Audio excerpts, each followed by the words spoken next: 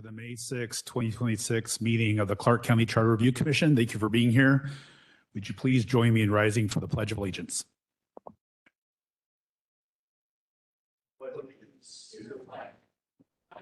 United States of America, and to the republic for which it stands, one nation, under God, indivisible, with liberty and justice for all.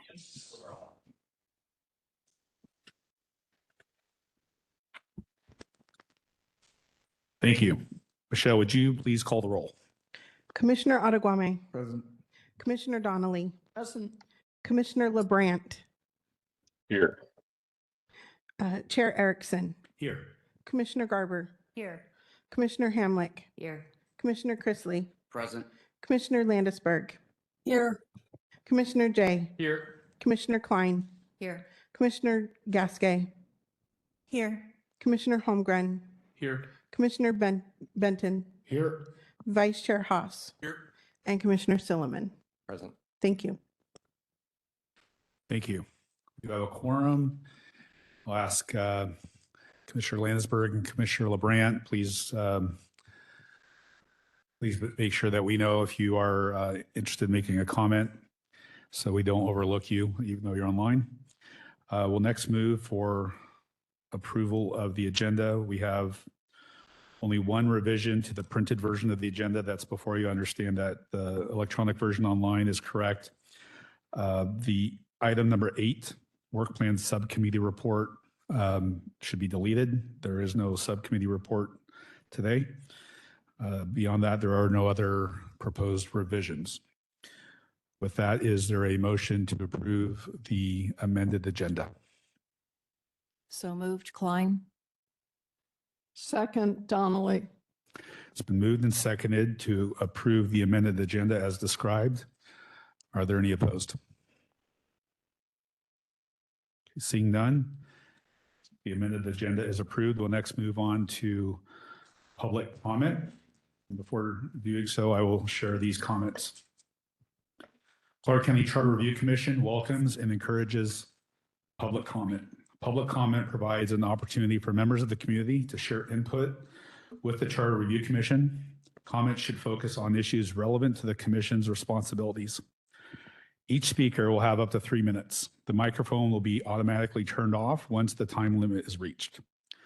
The Commission will listen to comments but will not engage in discussion during the public comment period. During public comment, speakers are asked to keep remarks respectful and focused on Commission business. Remarks concerning private activities or beliefs of others, individual county employees or elected officials, or matters unrelated to the work of the Commission fall outside the purpose of public comment. Disruptive, uncivil, or defamatory conduct is not permitted. Thank you for taking the time to participate in this process. Michelle, could you please let us know who has signed up? Michael Kula.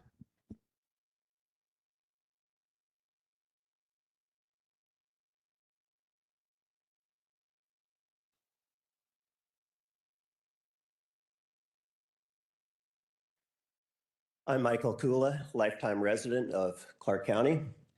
And first, I'd like to thank you all for taking on this huge job, finding ways to make our county run smoothly while making sure the people's voices are heard. My comment today is in regard to the vote you will be taking that would put on the ballot an amendment that would require a supermajority council approval for any new tax or tax increase in our county. Giving the choice to the people to see if we are okay with a simple majority vote or if we would prefer a supermajority vote to raise our taxes or add any new taxes is the right thing to do.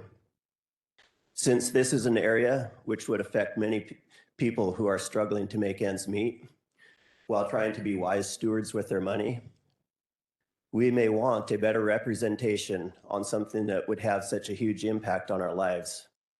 A supermajority will be a better representation. Passing this and getting this amendment on the ballot for the people to vote on is an important way for our voices to be heard. And the more the people are involved, the stronger our community will be. Thank you all. Thank you very much. Rob Anderson.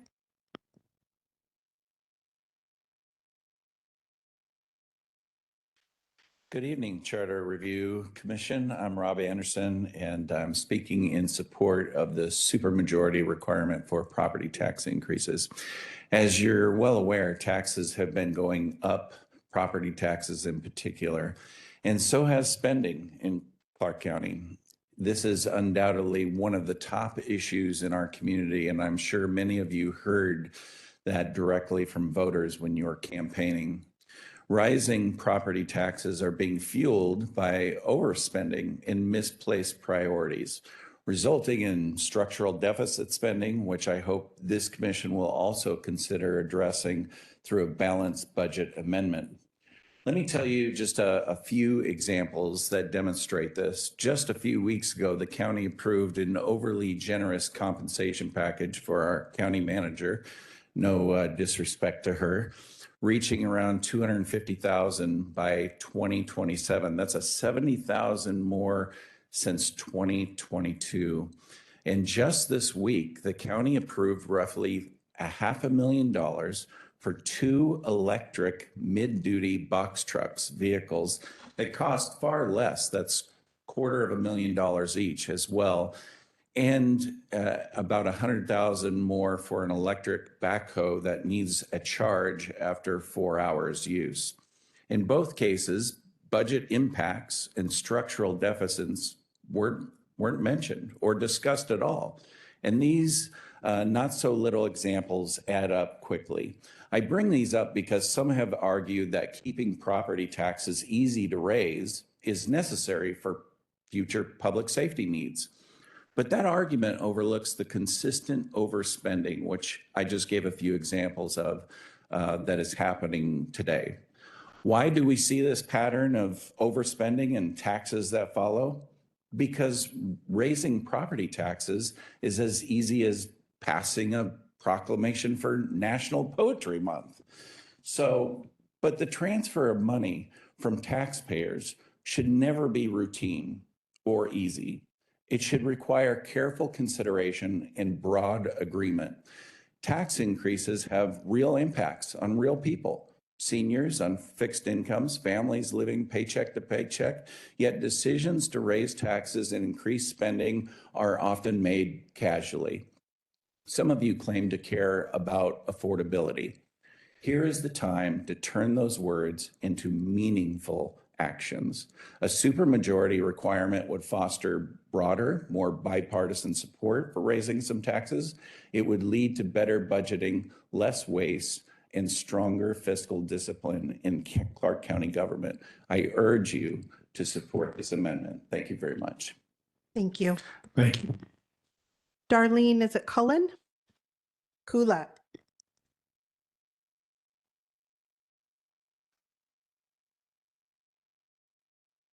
Hello, my name is Darlene Kula, and first I want to thank you all for all the hard work you do and many hours you spend trying to help Clark County thrive. I recognize that you're not getting paid for this. So I read over the proposed amendment requiring a supermajority council approved to increase taxes in Clark County, and I'm in favor of the amendment. It seems like it would encourage everyone to look for other solutions to resolve the funding issues. Maybe find areas to cut spending instead of raising taxes.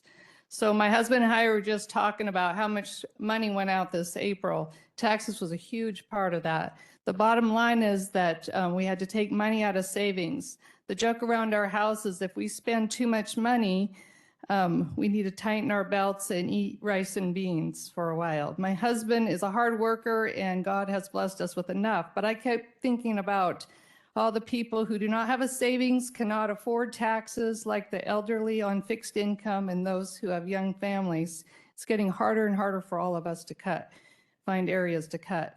So please work together to give the voters a chance to say in limiting the government spending. So thank you guys. Thank you. Julie Cat.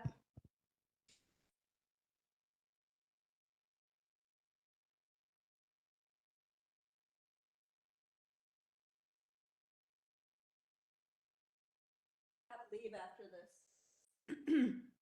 Feel outnumbered here with the comments, but good evening, Julie Kep, District 2. Julie, can I have you talk into the microphone? I'm sorry. I know. Can I start over? Yes. Go for it. I'm Julie Cup, District 2. I want to express my strong opposition to proposed amendment 2608, requiring supermajority council approval for county taxes, sponsored by Commissioner Jay. Many of the commissioners here have made comments about the proposed amendment in first and second readings, so I'm not going to reiterate some of their arguments. In preparation for making a comment this evening, I rewatched last December's Clark County Council budget presentation. I highly encourage it. It's only 3 hours. I would like to read you something that Councilor Little said towards the end of the budget meeting with regards to the levies and bank capacities. Quote, this is Councilor Little. In 2001, voters approved restriction on local jurisdictions being able to tax annually more than 1% each year. So what that does, and I'm a fiscal conservative, so that would sound good to me with a bloated budget. Maybe for a couple of years, there'd be some belt tightening and it would make sense to me. It's now 2025, and it's been many years that the county has been restricted by this 1% maximum at the same time that the public is well aware of, because of our affordability issues, the cost of living and inflation has increased by way more than 1%, 3%, 4%, 7, 8, and even 9% for a short period of time. That happens every year. That means our costs as a county increase, including the cost of having our staff, by that amount every year, yet we're limited to 1%. On top of that, we've, meaning the whole council, have only approved the 1% 7 out of the 14 years. By missing out on the 1% those years, we missed out on $42 million of potential revenue for the county to provide services and staff.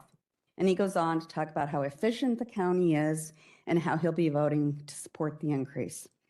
So the 1% levies have both passed and failed in 7 of the 14 years. The system of a simple majority is working. This year, 2 of the councilors are running to retain their seats and 1 is retiring. In 2027, the makeup of the council could look very different, but that will be because a majority of the district's voters voted for that person or the other person. And those new or incumbent councilors can choose to vote to raise taxes or not based on what they believe their constituents want. We put people onto the council on a majority vote, and I want the council to vote on tax increases the same way, a simple majority. Thank you. Thank you very much. I don't have anybody else signed up in the room, but I do have 2 online.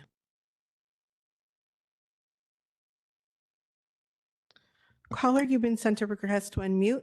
Please go ahead and do so. State your name for the record and go ahead with your comment. Can you hear me? Yes, we sure can. Okay, great. All right. Good evening, commissioners. My name is Deanna Catan. I also live in District 2. I've been following the progress of your work and the amendments, but last week was the first week I was able to make it to the meeting. First, I wanted to commend you on the conversation regarding 2631. I hope that today's meeting also results in a good dialogue. I thought that that was a really great one last week. I wanted to speak regarding the amendments on today's schedule. I am always in favor of more transparency and giving voters time to make their voices heard in public comments or to their elected representatives. So while I'm looking forward to the discussion in this case, just in case I overlooked something, 2610 seems to be a very reasonable amendment. In juxtaposition, the 2608 amendment seems to do the exact opposite. It appears to be an effort to limit the voice of voters in our government. In essence, it allows for a minority of voters to overrule the majority. Additionally, even though this amendment calls for a 2/3 supermajority on a 5-member council, what that practically means is that you want 80% approval. That is very different than the 66% approval. Unfortunately, this amendment does not accompany a balanced budget amendment. Instead, this amendment restrains the council from approving revenue, while Amendment 2626 locks in required spending. And I will have more to say on that amendment in the future. These two amendments, taken together, tell a concerning story about the direction of some of these proposals. I strongly urge you all to vote no on this amendment. Thank you for your time. Thank you. Caller, you've been sent a request to unmute. Please go ahead and do so. State your name for the record and go ahead with your comment. Good evening, Kimberly Goheen Elbin. And I'm going to admit right off the bat that even though I've spoken just a couple times here at the review board commission, I'll say that I'm just a new babe at this. I'm learning, I'm interested, and I will be better informed from this day forth. I actually was at the library and I couldn't make the copies that I wanted to look at and stuff. I did get a few of them, however.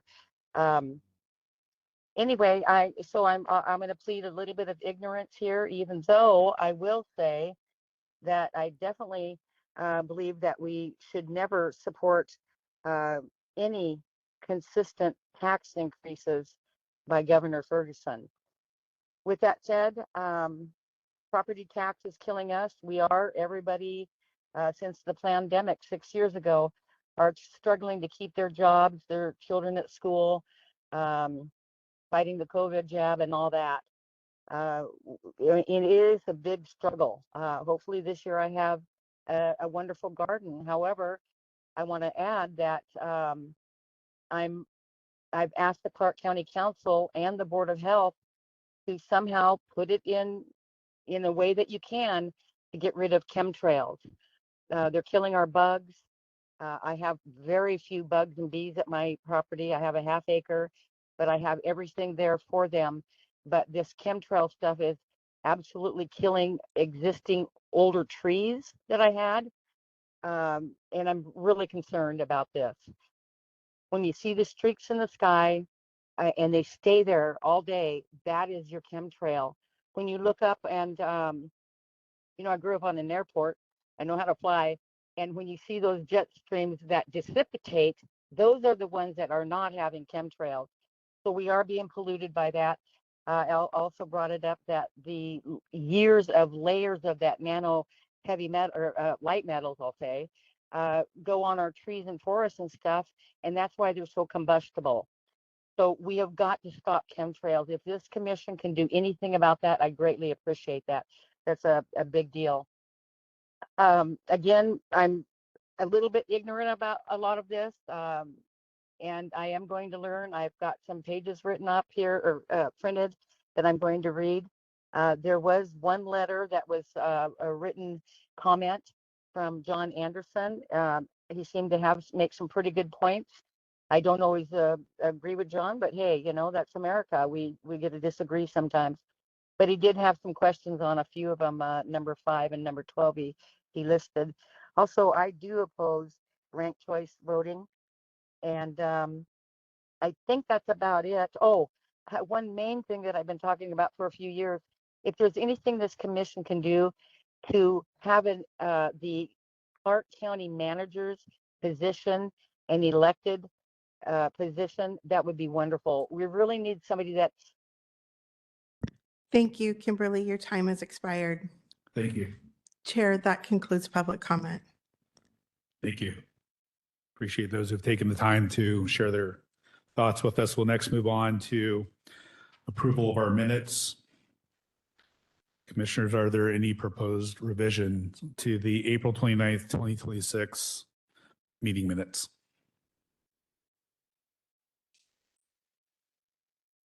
Okay, seeing none, is there a motion to approve the minutes in their current format?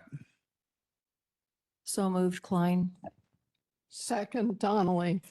It's been moved and seconded to approve the minutes in their current format. Are there any opposed? Okay, seeing none, the minutes are approved. Thank you, commissioners. Next, move on to executive committee reports. And we will begin with Secretary Garber, please. Thank you. So I wanted to let everyone know I have provided you a new presentation schedule. We have shifted the weeks by 1 week. We have still accommodated people that have said that they won't be there during the time. But the reason we have shifted it 1 week is because we are getting the information for our from our the prosecuting attorney on a Friday, along with the financial services on a Friday, and then you're expected to provide your presentation on a Monday. And if there's extensive changes, we're realizing you folks need more time to have a complete presentation. So we've asked those two groups to stay on their schedule, the PA and financial services, and we're just shifting it 1 week. So instead of having 3 days, you would have 10 days, which would give us more time. You're not rushed, give a better product to the voters. So this is something that we wanted to bring in front of the commission to make sure that, you were all fine with it, but we felt that this would it would give everybody just a little breathing room to make sure that this is done properly. Thank you. Thank you. Are there any questions or comments before we move on? Okay. We'll next move to Vice Chair Haas, please. The only thing I have is that the RFP for the Scribner is still open. Should close next week, I believe. I have to double check the date. So if you know somebody that's interested in getting that contract, please reach out to them quickly so they can get back to us. Thank you. We're going to have one small procedural change in the way in which we conduct our vote today. We'll address that when we get to it. And then I also have a few prepared remarks I wanted to share. I'd like to acknowledge the amount of work that has gone into this process by the commissioners, county staff, legal counsel, financial services, communications, the county manager's office, the public and elected officials who have taken the time to come before the commission and share their perspective with us. The Charter Review Commission was elected to review the charter and consider possible amendments. Now, we have voluntarily chosen in our process to include legal review, financial review, and to conduct outreach. And over the past few months, the commission has organized itself, developed a work plan, reviewed amendments, conducted outreach, and worked through a substantial amount of material within a relatively short period of time. All of that work has required significant amount of effort from those involved, including those who support the commission. Thank you to commissioners, and thank you to the staff, legal counsel, financial advisors, and others who have contributed throughout this process. The commission is an independent elected body made up of 15 individuals with different backgrounds, perspectives, and opinions.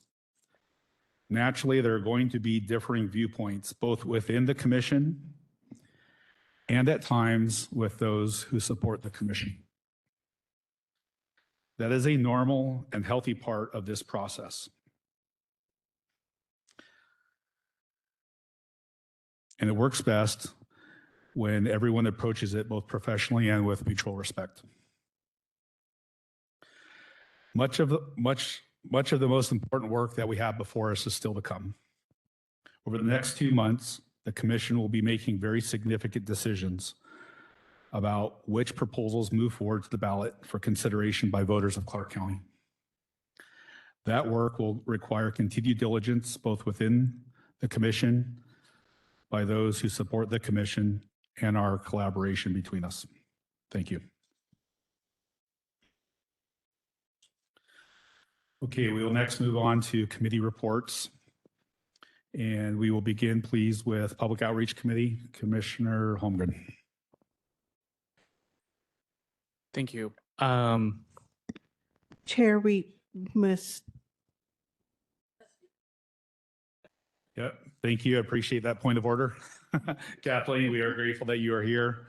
And I apologize for that oversight. So we are grateful that you're here, and we would like to hear your comments. So Michelle, could you please put up the timer for 15 minutes? And Commissioner Holmgren, we will come back to you. Okay, thank you. First, I just want to say thank you to all of you for your service. I know it's not an easy job, but it's an important one. And also thank you for providing me an opportunity to provide some information. I'm going to talk a lot faster than I normally do just because I want to hit on some stuff, but just know that you can always call, email, stop by. I'm more than happy to have any conversations. I have been listening to all of your discussions, and I'm grateful for that as well, because it's a great way to hear feedback. So there's some things I'm learning that I'm like, how can I make it better now within our community and the services that we provide? So I do appreciate that as well. I did have some handouts that I included by your binders. After I started printing, I realized how much paper there was, so I stopped printing. So what I'm going to do is I'm going to consolidate a lot of information and put links on there so people can go online and look at the documents. We'll put it online as well for the public. If you are a paper person, let me know. I'm happy to print them out as well. So I just want to highlight a few areas to share some information with the commission. One is the County Manager Council Office, Budget, Audit, Whistleblower, and Ethics. Just a brief overview of the County Council and County Manager Office. We have a very small but mighty group that are all dedicated public servants, including the Deputy County Manager, our Office Assistant, Admin Assistant, a Policy Analyst, and Public Disclosure Employee.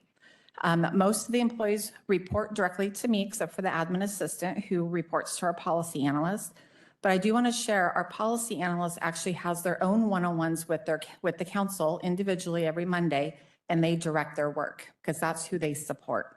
The only time I would ever get involved with that is if one counselor was taking all of their time or they had too much on their plate, at which time the council would talk about that in a public meeting and direct the priorities. So the Policy Analyst does not take direction directly from me. Same thing with our Admin Assistant right here.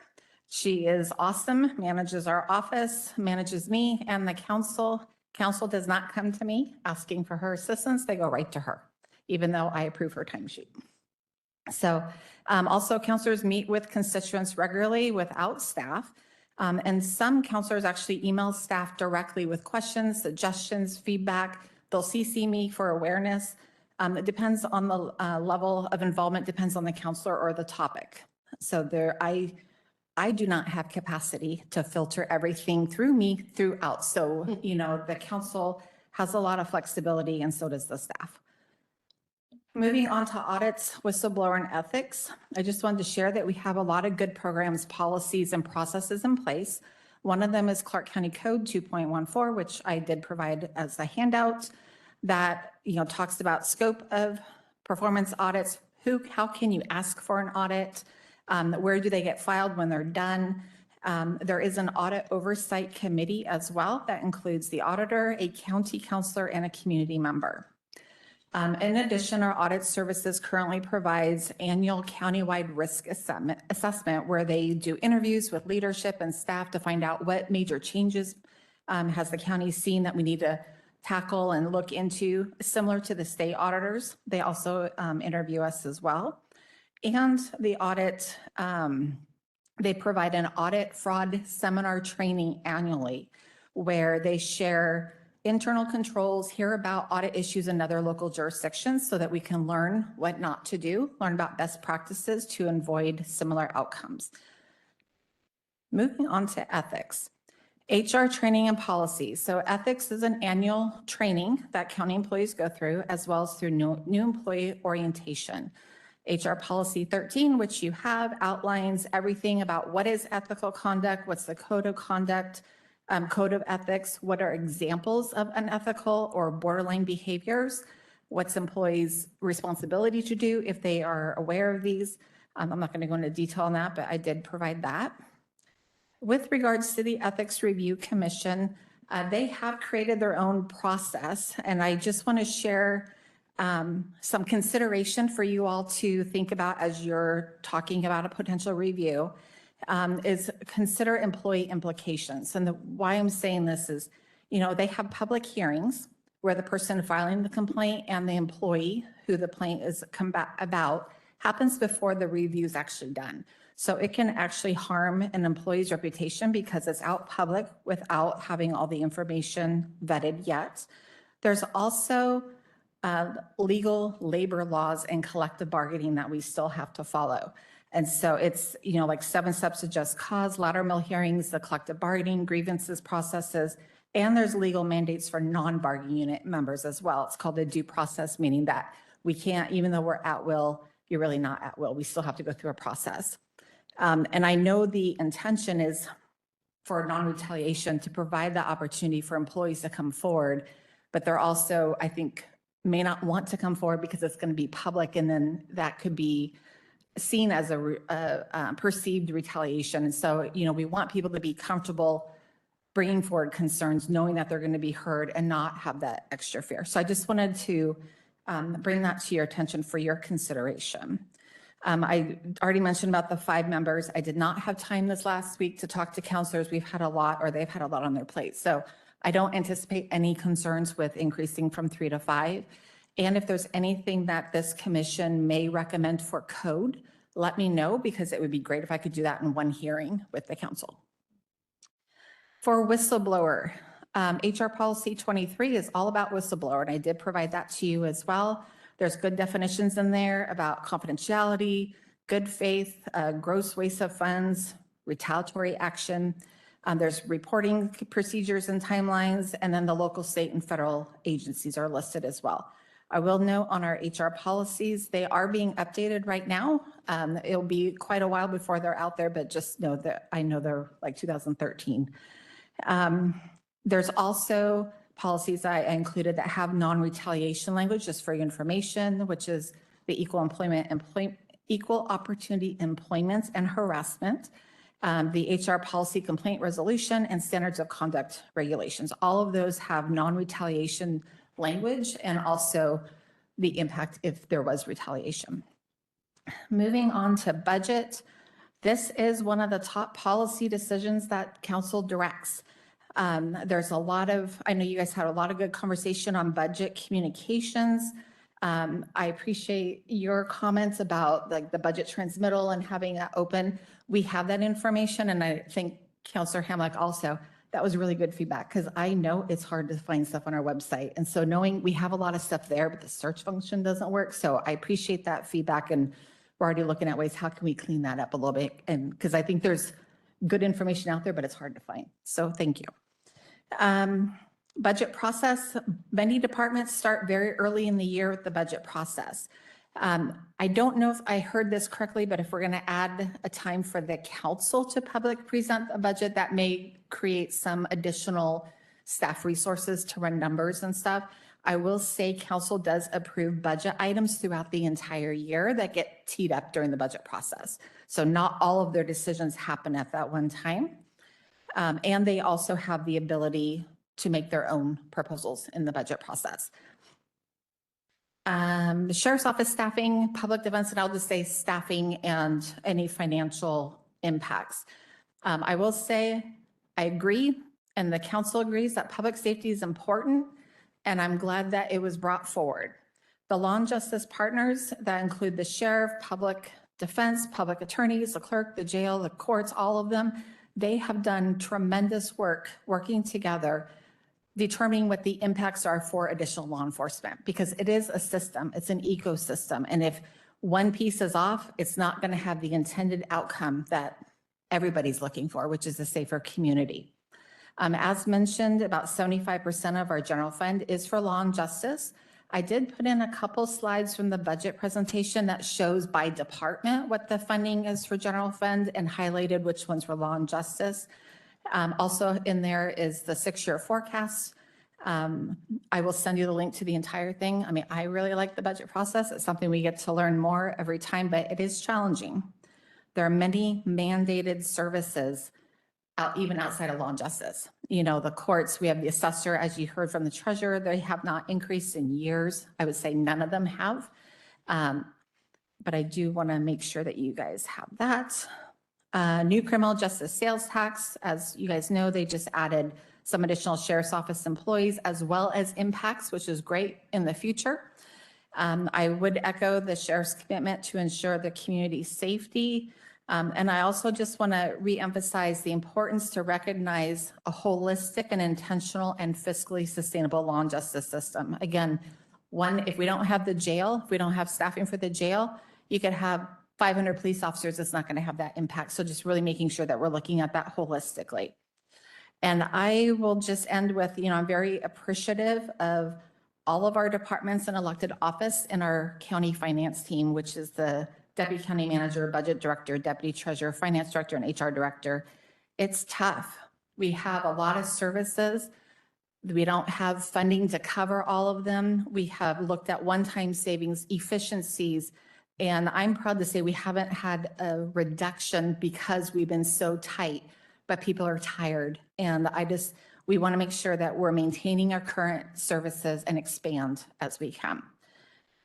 And I think that I'll stop there. I could talk forever on this stuff, but I am more than happy to answer questions now or anytime offline. Thank you, County Manager Otto. Commissioners, we have a few minutes for questions. Commissioner Klein, and then we'll go to Commissioner Donnelly and then Commissioner Hamlick. Thank you, Ms. Otto, for this presentation. It's very good. This will be great light reading.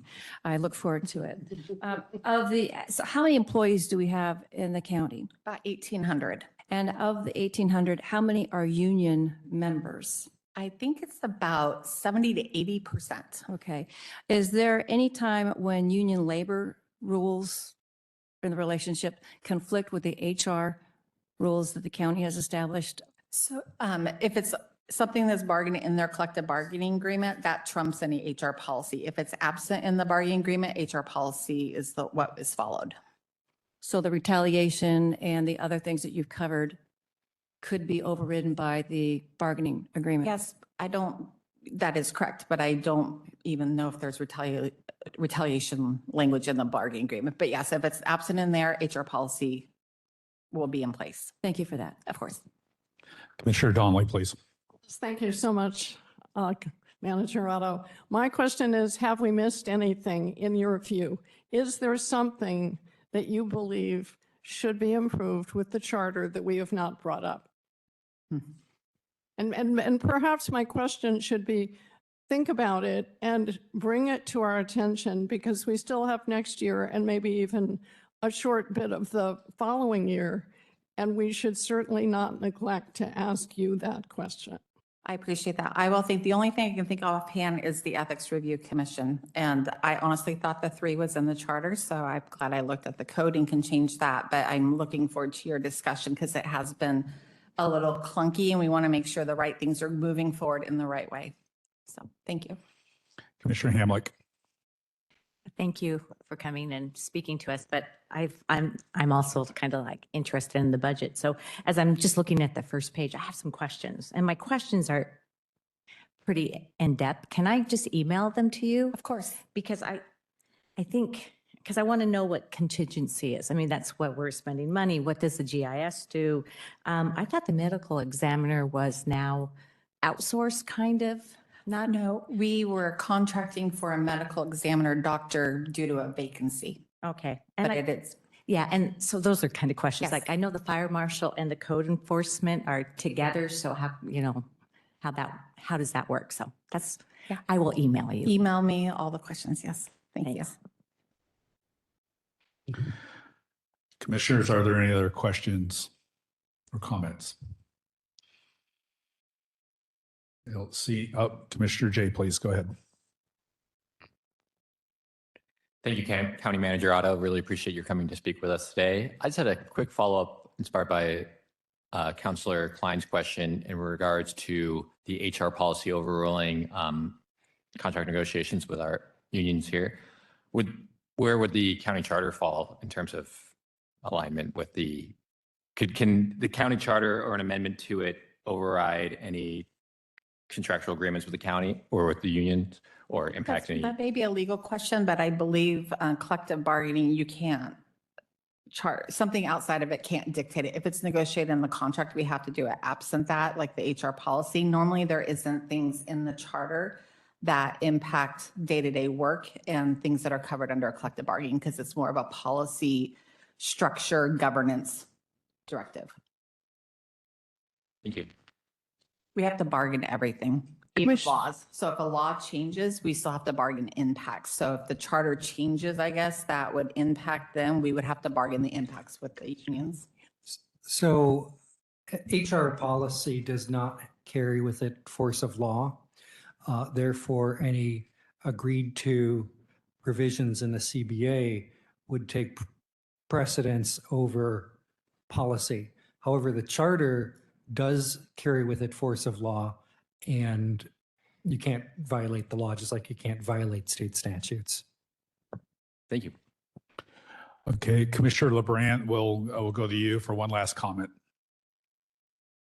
Yeah, I was going to ask, out of the, so 75% of the budget devoted to law and justice currently, out of the remainder, you had mentioned a number of items that are mandated by state law. Do you have a rough ballpark of that remaining 25 or so percent that is state required spending? Yes, that would be like the assessor, treasurer, and auditor. The majority of the other items within general funds specifically support those functions. So the cost allocation is spread out throughout, supporting law and justice, or supporting them for like budget and stuff. So it's the assessor, treasurer, and auditor are the main ones. Okay. And do you have, I mean, just kind of rough ballpark, do you have a sense of what that percentage might be? I'm not that quick on my math really quick. I will work on that, and I will share it later if there's an opportunity, or email it to the group if that works. Yeah, I'd appreciate that. And where I'm going with that is just trying to get a sense of how much out of the 100% of the pie is actually discretionary versus how much is being mandated by other, by the state, by law and justice, that kind of thing. So. Okay, thank you, commissioners. County Manager Otto, thank you very much for your time and efforts and to share these comments with us, and also your support of the commission in whole. Now we move on to committee reports, and we will begin with Public Outreach Committee. Commissioner Holmgren, please. Thank you. So the Public Outreach Committee has continued working on finding locations and dates for town halls. We have 3 confirmed still, District 1, District 2, and District 4. District 3, I think we've narrowed it down to dates of June 13th or 14th, but we're still waiting to hear back about availability of a location. And then District 5, I think we've submitted a request to use the Battleground Event Center for June 7th. That's a Sunday, but we haven't heard confirmation from them on the use of that. Then we've also sent out for printing handouts that would advertise the public comment form and a feedback, like a public comment form that can be provided at the town hall events, and are working on a presentation for the town halls. And then the newsletter went out. Newsletter 2 was written and I think was sent out. So that's going out on a weekly basis with updates on our votes, upcoming events, encouraging people to submit comments and attend our town halls. Social media posts are going to start going out, hopefully, or have already. Thank you, Commissioner Donnelly, for submitting your social media template, and Commissioner Garber for sending one in as well for yours. And then finally, we've been able to, because we've got spaces that we think we've identified for all of the town halls, a budget request. And there was a request a couple weeks ago, and we this body approved the budget of $200 for printing purposes. We've been able to figure out the costs for using spaces as best we can. We've used free locations, but in 3 of the town hall spaces, we're going to need to spend at least a little money for the space, or having staff there to clean up or set up outside of normal hours. And then other kind of ancillary costs, like a box of pens, to make sure we have those available to people. And then we also built in budgeting for those types of spaces for the next round That number is, I'm looking at that number there, and that is not totally right. Should have been higher for the spaces, probably like $300. But either way, then the budget also has $100 for each of the town halls for refreshments. That is also something we don't have to approve. So that might be something of a discussion if we have refreshments at the town halls or not. The proposal here is that we do. We have a $100 budget. We probably won't hit that for all of them, but we might. And so the request we're making here is for $2,000 for the 2026 budget for public outreach. Okay, well, thank you very much. Before we open this up to discussion, Kathleen, can we ask a little clarification on our budget? So in an earlier meeting, we had talked about our budget. The $20,000 number was presented. We asked for some clarification if that was total or per year. I believe we heard per year. And the RFQ that went out for Scribner services was based on that. I think we said a limit of around 10,000. I now understand that maybe the 20,000 number was total, not per year. So before we go to approve this budget, could you give us some clarification on our total budget, please?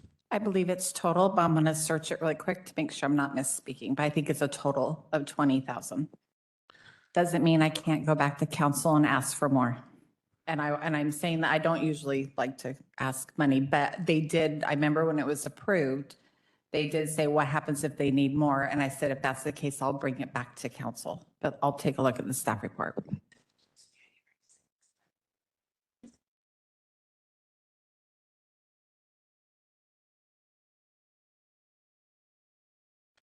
The RFQ is written 10,000 to a maximum. So, and it's yet to be approved yet. So that would not necessarily prevent us from approving this budget, but it is something that we'll need to keep in mind as we move forward. So is you're asking for this approval for the body to approve this budget now? Is that correct? That is the request. We could also, if we were having questions about the amount available, I think we could go with a smaller amount to make sure that we can reserve the rooms, which would be for an additional $500, and then waiting. So the total budget for public outreach for maybe the spring or of 2026 would be $700, and then that would be enough to get us through for the next few weeks if that is a need. Is that inclusive of what the 200 that was already approved? Yes. Okay. Commissioner Donnelly, please. Oh, yes, if this is an appropriate time, I would offer a motion to approve the request. Okay, is there a second to that motion? I second. Hamlick. It's been moved and seconded to approve the budget. You're asking for rounding it up to $2,000. Is that correct? Up to $2,000. Yes. Okay. Commissioners, is there any discussion on that? Commissioner Klein, Landisberg has her hand. Commissioner Landisberg, please.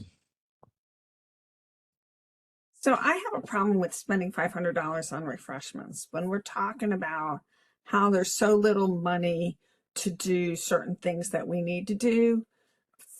Having refreshments is not something that we need to spend the money on, at least right now. So I would think that we should take out the $500 for refreshments. Okay, thank you. Vice Chair Haas, please. I might suggest that we forego the refreshments, at least for the first round, for a couple of reasons. One, we don't know the turnout, that sort of thing. Two, we also risk higher cleaning costs if we have refreshments, which we always see. And we don't really know how much value their coffee or candy or whatever, and how long it's going to be. If it's, an hour, then I think you could bring your own cup of coffee for that. But if it's going to be 6 or 8 hours, which no, then we, probably should have something there. But I think if we're looking at short ones, we should probably forego the refreshments. Commissioner Hamlick, please. So being to many of these county events, that they have put on, and refreshments, we're talking about a bottle of water and probably a little package of gummy bears or crackers. That's really all they serve. So when I'm thinking refreshments, I'm thinking along that line. It is a standard for the county when they do their comp plan studies or any meeting that you go, they just have this little thing at the desk. And I'm just saying it's just a normal thing for the county. Yes. Okay, is there any other comments? Commissioner Klein? I'm not opposed to what Commissioner Hamlick is suggesting. Water that doesn't get opened goes to the next meeting. The gummy bear packets or cracker packets go to the next meeting that aren't open. So it's not a huge expenditure. I think that that would be reasonable to have something there. Commissioner Holmgren, can you describe, since we're getting into the minutia of what the refreshments might look like, what does $100, what did you envision was going to be provided for $100? So I set it as $100, thinking that it was possible that someone might go to a local coffee shop and get the large amount of coffee and some bottles of water and maybe like, a dozen donuts or something along those, or a couple dozen donuts or something along those lines. I think, if we're talking about going and getting a bulk box of snacks and a box of water, you probably could lower it to $500 for the year instead of $1,000 for the year, and that would be fine. So that would be, $1,500 for the proposed budget instead of $2,000. Okay, Commissioner Jay has his hand up, and then we'll come back and revisit that proposed or potential revision to the number. Commissioner Jay, please. Thank you, Chair. I just wanted to comment that on Commissioner Klein's, I think, definitely having non-perishable goods would be a good way to save money. But I also think that 10% of our budget, annual budget or total budget spent on public outreach shows what our values are in terms of reaching the public, with probably the half of it roughly being spent on making sure that our amendments are edited and look good to go. So I think these are reasonable ways for us to spend our budget. So I'm in favor. Okay, Commissioner Holmgren, are you mentioned another number. So before we ask for a vote, is your original motion still on the floor, or would you like to potentially amend it to a different dollar number? It wasn't my motion. I believe it was Commissioner Donnelly's motion. And It was my motion, and correct. as I recall, it's up to 2,000. In other words, it doesn't require the committee to spend the entire amount. So it's up to 2,000, which I think would allow for some of the economical suggestions that we've received that are points well taken. So it's up to 2,000. Thank you for that clarification. Commissioner Holmgren? And given this discussion, obviously the Public Outreach Committee, we will take these suggestions in mind and I think go forward with more of non-perishable items versus coffee and donuts. Commissioner Jay, please. Thank you. Just one other quick comment is that we won't have the same time crunch as well for planning these events. With moving schedules, we'll have more foresight in advance. So more affordable meeting places will likely be open in the future as opposed to this go round where we had much shorter time window. Thank you. Secretary Garber, please. I would just like to make sure before we spend any money on refreshments that is actually allowable per county policy. I don't ever recall seeing anything at any county event. Maybe they have, but I don't ever recall it. I know that for when I was in elections, we did not provide anything like that. So I would just say that before we spend that, we would want to double check on that. Commissioner Holmgren, please. Thank you, Michelle, who sent a note. I asked that specific question to her last week, and she said that it was up to us, that it is permitted within the rules. And so it was whether or not we felt it was appropriate as a gesture of hospitality to the public. Okay, seeing no other comments, motion on the floor, which has been seconded, is to approve the outreach committee to spend up to $2,000, which is inclusive of the $200 that has already been approved for the expenses that are shown on the screen. Mr. Chair, I want to remind you that it is up to 2,000. Thank you. It is up to $2,000. Thank you. Okay, Michelle, would you please call the roll for this vote? Sure will. Commissioner Ottaguame. Aye. Commissioner Donnelly. Aye. Commissioner LeBrandt. Aye. Chair Erickson. Aye. Secretary Gerber. Aye. Commissioner Hamlick. Aye. Commissioner Chrisley. Yes. Commissioner Landisberg. Aye. Commissioner Jay. Aye. Commissioner Klein. Aye. Commissioner Gasquet. Aye. Commissioner Holmgren. Aye. Commissioner Benton. Aye. Vice Chair Haas. Aye. And Commissioner Silliman. Yes. Unanimous. Okay, thank you. So outreach committee is approved to spend up to $2,000 for those expenses that are noted. It leaves up to $8,000 potentially for our Scribner services pending maybe some additional discussion with Kathleen and the council. Commissioner Holmgren, is there anything else from the outreach committee? The only thing is that the public comment form did go out, and I believe Michelle sent out a spreadsheet with the comments that we've received so far. I think in the future, we will have something that summarizes the number of comments by proposal, but that hasn't been finalized yet by the outreach committee. But I hope that that was sufficient for today's meeting, that people got a chance to look at the comments that we've received so far. Okay, thank you. And thank you for all the efforts of the outreach committee. Okay, moving on then, we will seek for quick updates from the amendment study committees, those that have not yet been heard and those that are not scheduled to present today, starting with 2607, requiring land supply and construction cost analysis from Commissioner Jay, please. Thank you, Chair. I have no updates on this amendment, given my priority was to work on 2608, but I do want to say a quick thank you to Kevin for his getting that back to me on Friday. I wasn't able to respond to your email. I just dove right in, but thank you very much. Thank you. Next to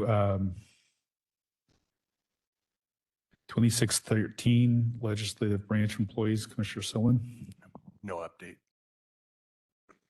2614, performance audits by Commissioner Sillen. No change, sir. 2620, limitation on consecutive terms for county council members. I am the chair. There's no significant update since the last meeting. 2623, revised council powers regarding boards and commissions. Commissioner Ottaguame, please. Still waiting feedback from the prosecuting attorney's office and financial services. Thank you. 2624, require annual report publication by the county manager. Commissioner Ottaguame. That was submitted to the prosecuting attorney's office and financial services. Thank you. 2626, Clark County's requirement to support public safety. Commissioner Donnelly, please. Yes, we're waiting on the analysis from financial services and from some final language from legal. And we are ready with our resolution. We are ready with our packet form, and we're working on our presentation. Thank you. 2632, whistleblower protections for county employees. Commissioner Ottaguame, please. That has been submitted to financial services and the prosecuting attorney's office, and financial services was kind enough to respond with a timeline, which aligns with the presentation. So thank you. Thank you. 2637, County Council Investigative Authority. Commissioner Sillen, please. No change. 2640, amending the initiative and referenda process. Secretary Garber, please. We are still waiting for our analysis from prosecuting attorney's office and financial services. Thank you. And 2615 ethics, Commissioner Gasquet, please. All right. I'm really not sure how to approach this conversation. We have reached a roadblock in terms of our legal review, and I am not sure at this moment how to handle it or how, as a committee, we'll handle it. So given that, I have a request that we be able to not present next week. I don't know how that can affect our schedule. It's given that I'm the only presentation that week, but I don't think it's fair to the voters who elected me to be in this position for me to rush this process, nor to defer it.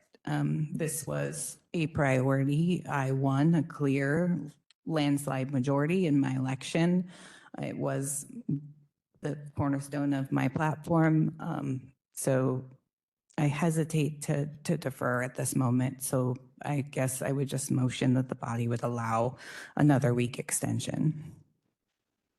Thank you, Commissioner Gasquet. Before we open up for discussion, and we'll also come back and ask if there's a second. One clarification. So as Secretary Garber pointed out, the executive committee did make a decision to shift the schedule as a whole. And that affected the committees that we're going to potentially present today. One of those committees elected to take advantage of the extra time. That was the 2615 committee. One committee did not need the extra time. That's 2608, and so they are still scheduled to present today. Beyond that, any shift in the schedule and the deferment in the presentation, the executive committee believes that that should be a decision that's put before the body for discussion. And I believe that is what Commissioner Gasquet is bringing to us for discussion. So if I correctly summarize that, Commissioner Gasquet?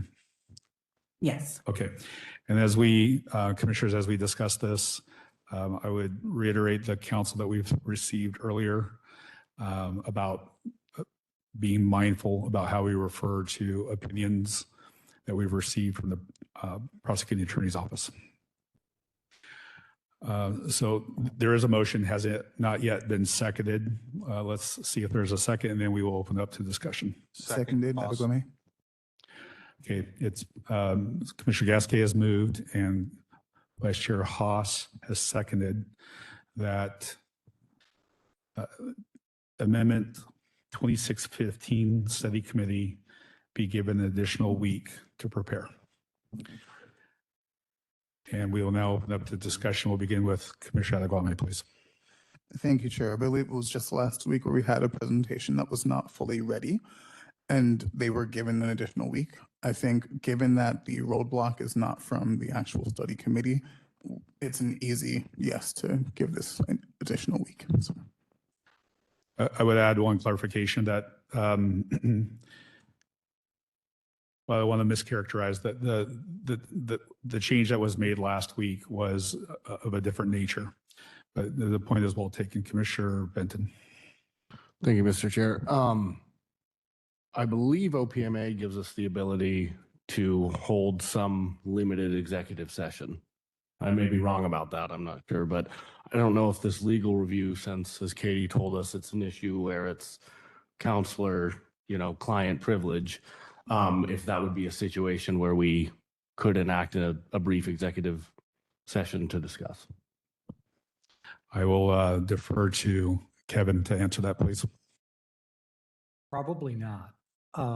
The situations wherein the body may retire to executive session are specifically enumerated in the statute, and roadblock, as it's been referred to,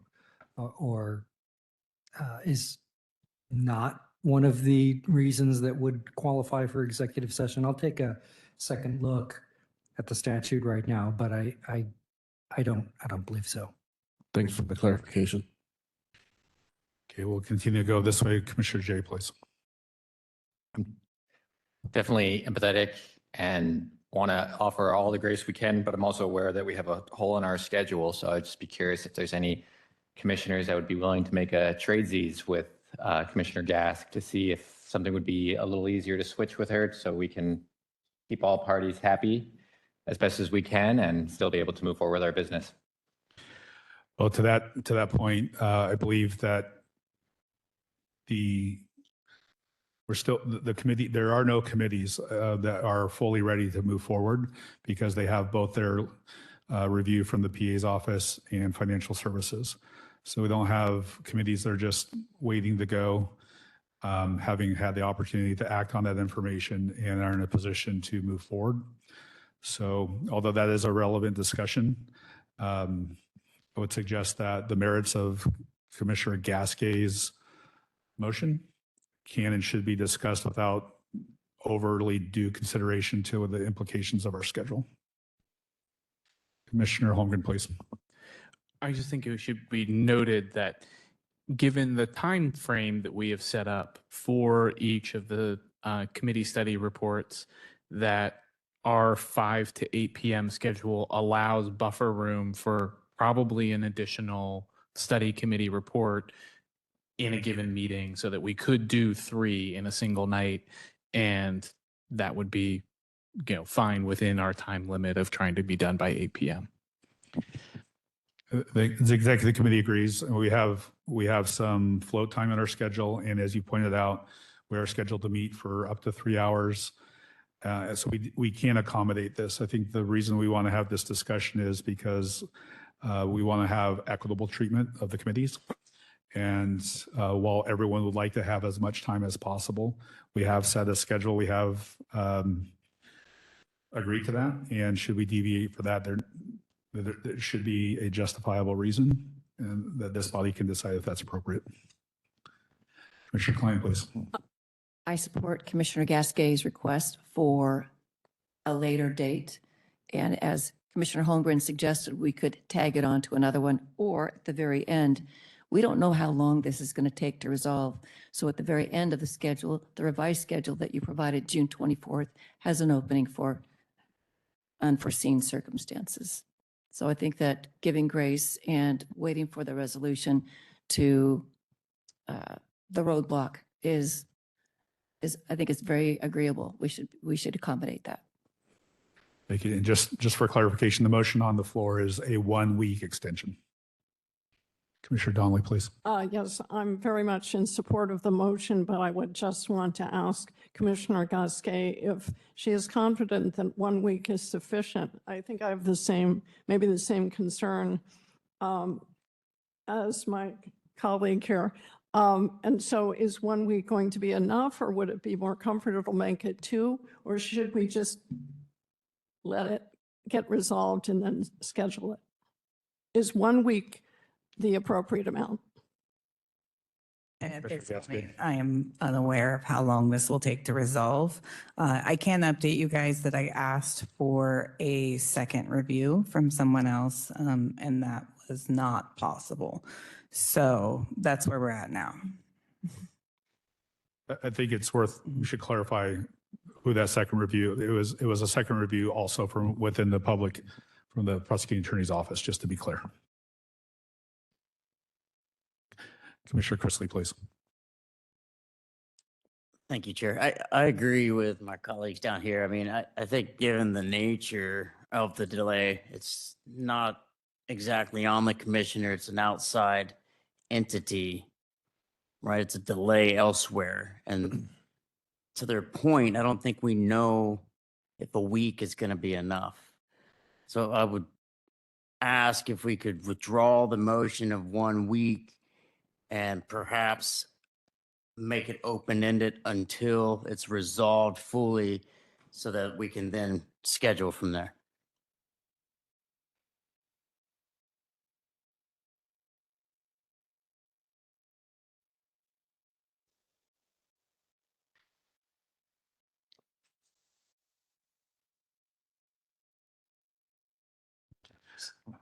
Vice Chair Haas, please. And then, Kevin, if you have a comment first, then we'll go to Vice Chair Haas. Yeah. This is something that we didn't see coming. We didn't have anything in place to resolve this sort of thing. So we're not trying to set a precedent here. We're just trying to fix this issue, put a Band-Aid on it, if you will. But I by no means want to put out there that we're looking to extend everybody who's not comfortable with getting the hard work done quickly. This is outside of Commissioner Gasquet's purview. None of us saw this as a problem, so we didn't plan for it.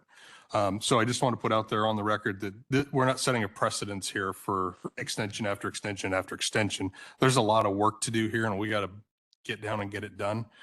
So this, in my opinion, and if everybody agrees, is a one-time off sort of deal. Thank you. Kevin, please. Thank you. So the statute that relates to executive sessions, RCW 4230-110, does provide for the body to retire to executive session to consider, quote, legal risks of a proposed action. Arguably, this may fall within that category. However, since there is an opportunity for the sponsor of this proposed amendment to communicate with attorneys from our office and not having outside of a quorum of the commission, I don't know that an executive session would necessarily be fruitful, since there's a potential for more direct communication in any event. But I wanted to refine what I had stated earlier. I do think that this could fall within the definition of legal risks of a proposed action. Kevin, does that mean that if we chose to, we could, but you're suggesting not necessary? Yeah, it means that you could if you wanted to, but I'm not sure what it would yield. Thank you. Thank you. Commissioner LeBrant, please. Yeah, I appreciate Commissioner Benton bringing up the question. I think it's a good question to ask. I wonder if we might leave that in our back pocket as a possibility for a little further down the road. I do think that it's not yet clear that a week would be enough, and I would actually move to amend the original motion to an open-ended time frame to allow the committee to resolve this issue. Second, Peter Silliman. Okay. So we've got an amendment to the main motion that's been moved and seconded. Commissioner Adegwame, you had your hand up. Are you speaking to the amendment or to the main motion? Thank you, Chair. I was just indicating that we had hands raised online, which I believe Commissioner Landisberg's hand is still up. Thank you. Commissioner Landisberg, please. So my suggestion is to allow it to go to the end of the queue. And here's the price that may or may not be paid by putting it at the end of the queue. We are going to be voting different amendments through in our timeline that we've established. And at some point in time, we will learn how many amendments can be on the ballot. And so right now, when I get to my drafting committee, we're sort of giving like numbers and priority to the ones that complete the process. So if it goes to the end, then she may have to pay the price that it may not be ready to go on the ballot this year. Okay, so what we're discussing now is the amendment that Commissioner LeBrant has introduced, which is to move it to the end of the schedule. So are the comments, are you speaking to the amendment, Commissioner Jay? Okay. Okay, Commissioner Holmgren, please. Yeah, I think we should have a date rather than have this be open-ended. I think it sets a bad expectation that we're going to have to come back and have a vote about what date to set. I think we could just say like it's going to be June 17th or June 10th or June 24th and pick one of those. I think that would be better than leaving it open-ended.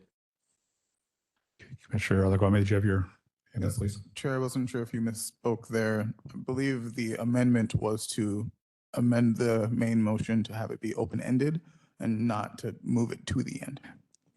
That's correct. Thank you for that clarification. So open-ended. Yep. Okay, is there anyone else who would like to speak to the amendment to the motion? Commissioner Gasquet? I definitely would ask not to be moved to the end. I have put in the work. I have prepared everything. This is not a fault of the committee nor myself. And I do not think we should pay any price for someone else's actions. Is there anyone else who would like to speak to the amendment? Commissioner Silman, please. I'll just speak generally. I think we've been very gracious to each other. We understand the process through no fault of your own. You know, she is diligently working through this. We should extend as much grace as possible to each other, not only to Dorothy in this situation. Thanks to everybody. We have space in the process. As you said, we're scheduled two presentations a week. We can even have a third. So I see that we have this flexibility, and given that her situation is not resolved and may not be then resolved within the next week, I suggest we add that flexibility. She can notify the chair when she's ready to present, and there's room in the schedule for the chair to add her back in the schedule at that point.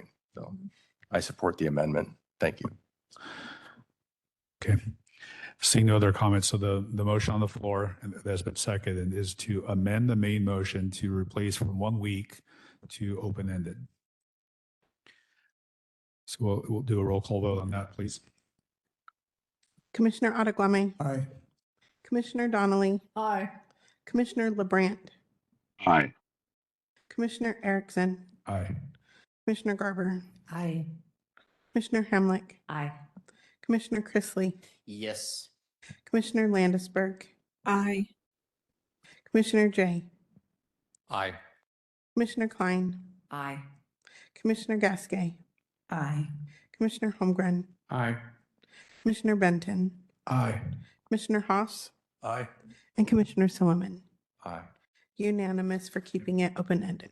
Okay, thank you. So we're back to the main motion, which has been amended by the secondary motion, which is to allow the presentation for Amendment 2615 to be moved open-ended to a date to be determined.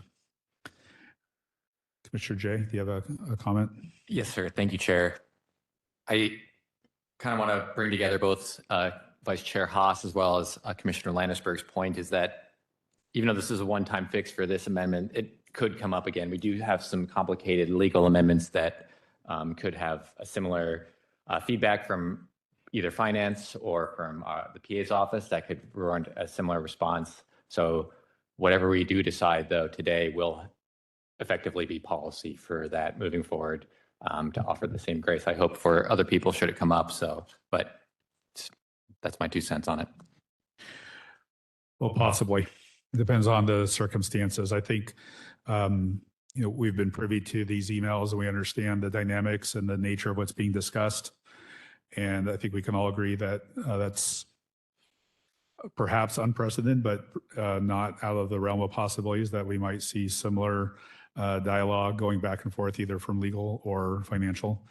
But to Vice Chair Haas's statement, this should be thought of as a unique circumstance without necessarily setting a precedent. And the intent is that we would maintain the schedule and it would take an extraordinary circumstance like this to do otherwise.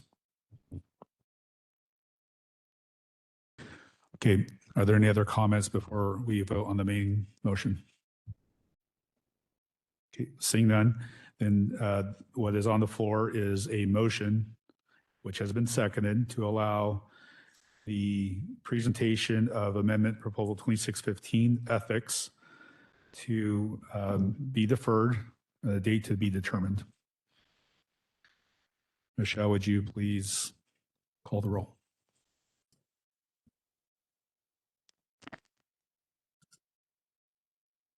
I'm sorry, we're voting on the first motion, We're back to the main motion.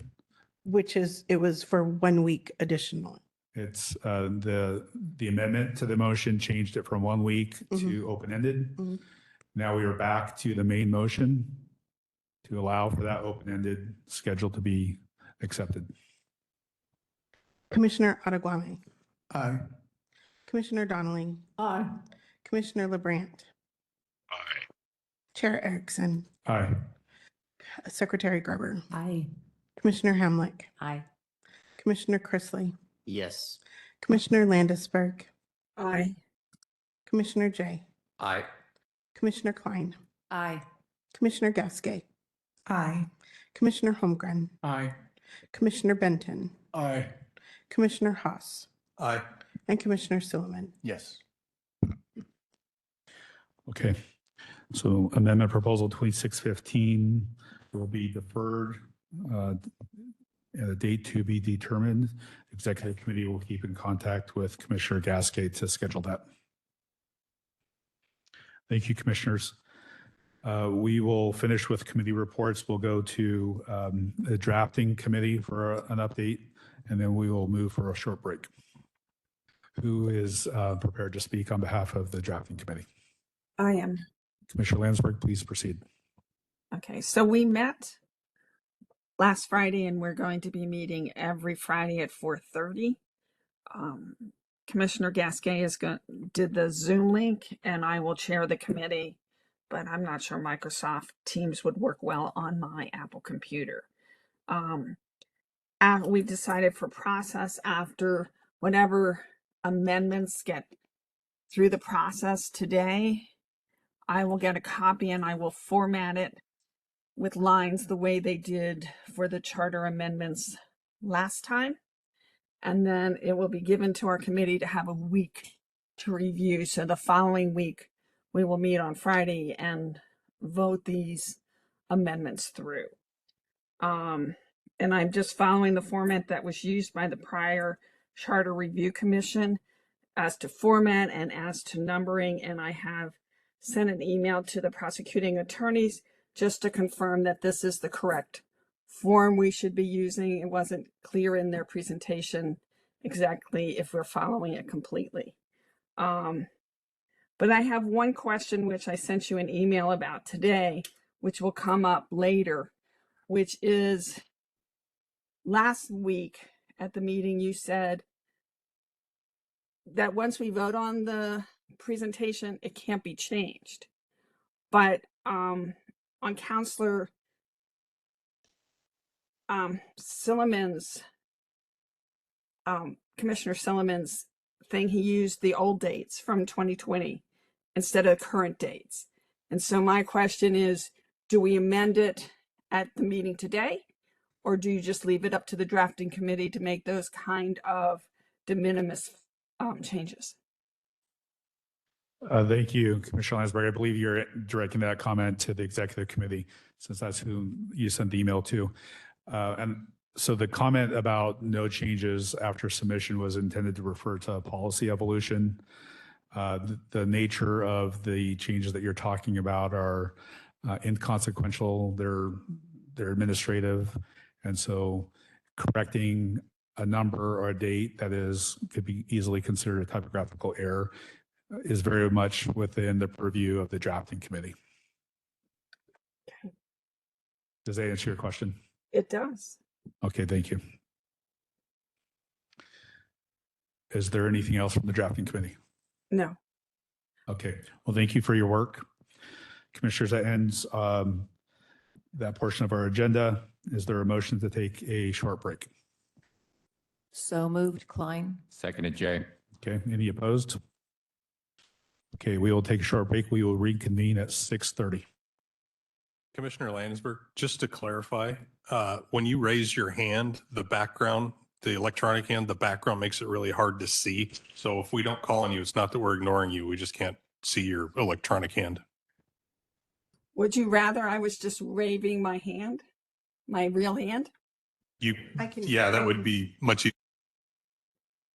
Okay, I'll do that. No problem.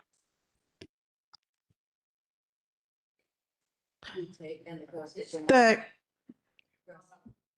chair of the commission has asked us to announce that we are going to be extending the break for an additional 3 minutes. So we will be reconvening at 6:33. Thank you.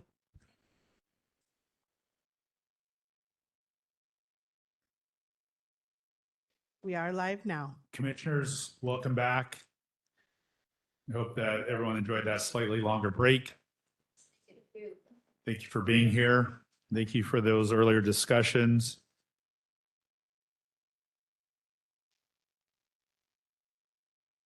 Our next agenda item is comments by support staff. Oh, Michelle, we'll start with you. Is there anything that you'd like to share with us? I don't have anything this evening. Okay, thank you. Kathleen. The only thing I wanted to share is the 20,000 is a one-time budget as of now. So it's not per year, it's just a one-time. Okay, thank you for that clarification. We'll have to keep that in mind as we're receiving responses to the RFQ. Okay, Johnny, are you there?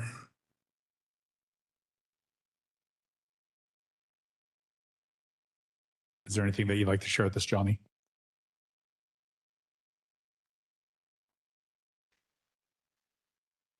She's unmuted. Okay. Can you hear from Johnny? We'll come back to her if there is something that she needs to share with us. And then Kevin's not in the room right now, so we'll come back to him when he is and see if there's anything that he would like to share with us. That then would move us to our next agenda item, which is old business, which is to revisit the presentation for Amendment Proposal 2610, revised budget transparency and process. Michelle, if you could please put up the 30-minute timer.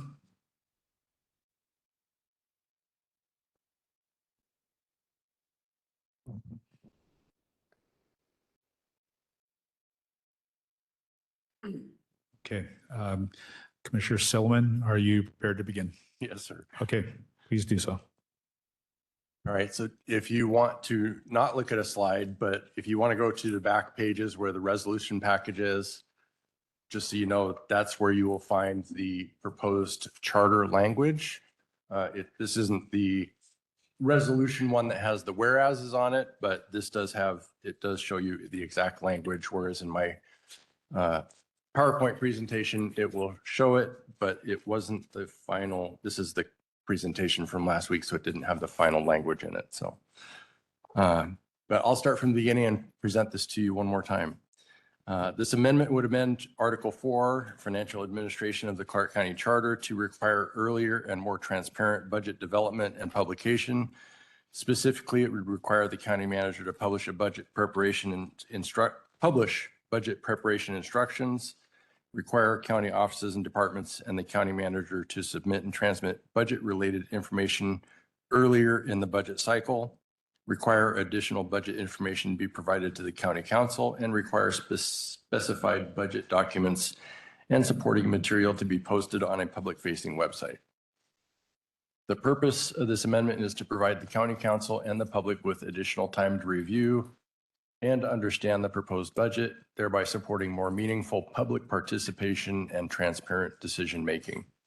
The amendment would move key milestones earlier in the budget cycle, including requiring the county manager to present in a public meeting a preliminary budget by the first week in September rather than later in the fall. For example, in 2025, the budget was first publicly presented in the last week of October. If adopted, this amendment would revise internal deadlines to require earlier submission, transmission, and publication of budget material while continuing to meet timelines established by state law, and would require publication of budget preparation instructions, the preliminary budget, and other specified material on a public-facing website.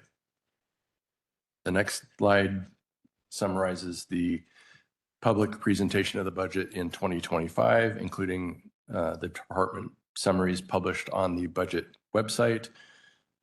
10:29 was the first budget work session with the Clark County Council. 11:12, there was an additional work session with the council.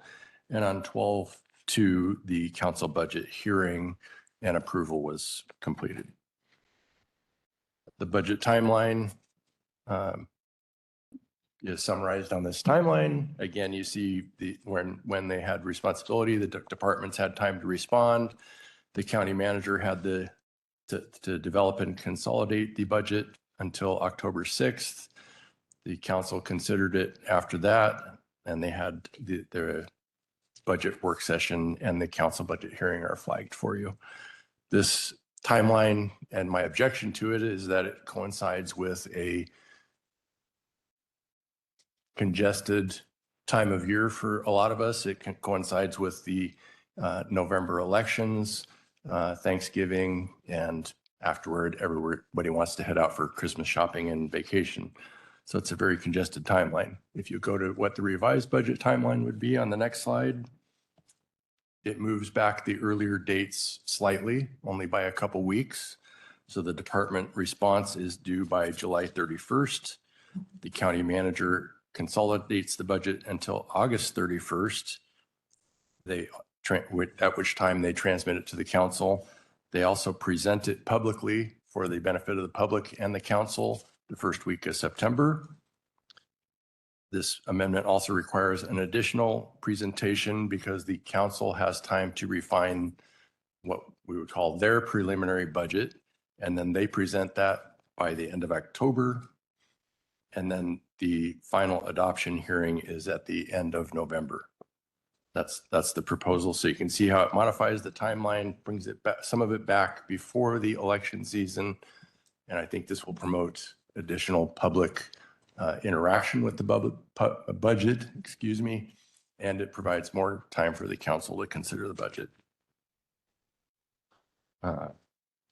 Key changes from the first time I presented this was the amendment language was revised and resequenced into a logical order. It was revised with dates. So we showed deadlines as August 31st or July 31st instead of the original, which showed or proposed so many days before the end of the budget cycle, which is the end of the year, but that's a little bit more confusing. So this is easier to understand. All the budget requirements in the RCW 3640 were reviewed and verified to make sure that this covers all those bases. And because it's only changing dates and they're backing them up in the timeline, it's not really changing any of the other requirements in those RCWs, and it exceeds the date requirements that do exist there. So on the next couple pages, it shows the proposed language, and then it references the RCWs in red so that you can see.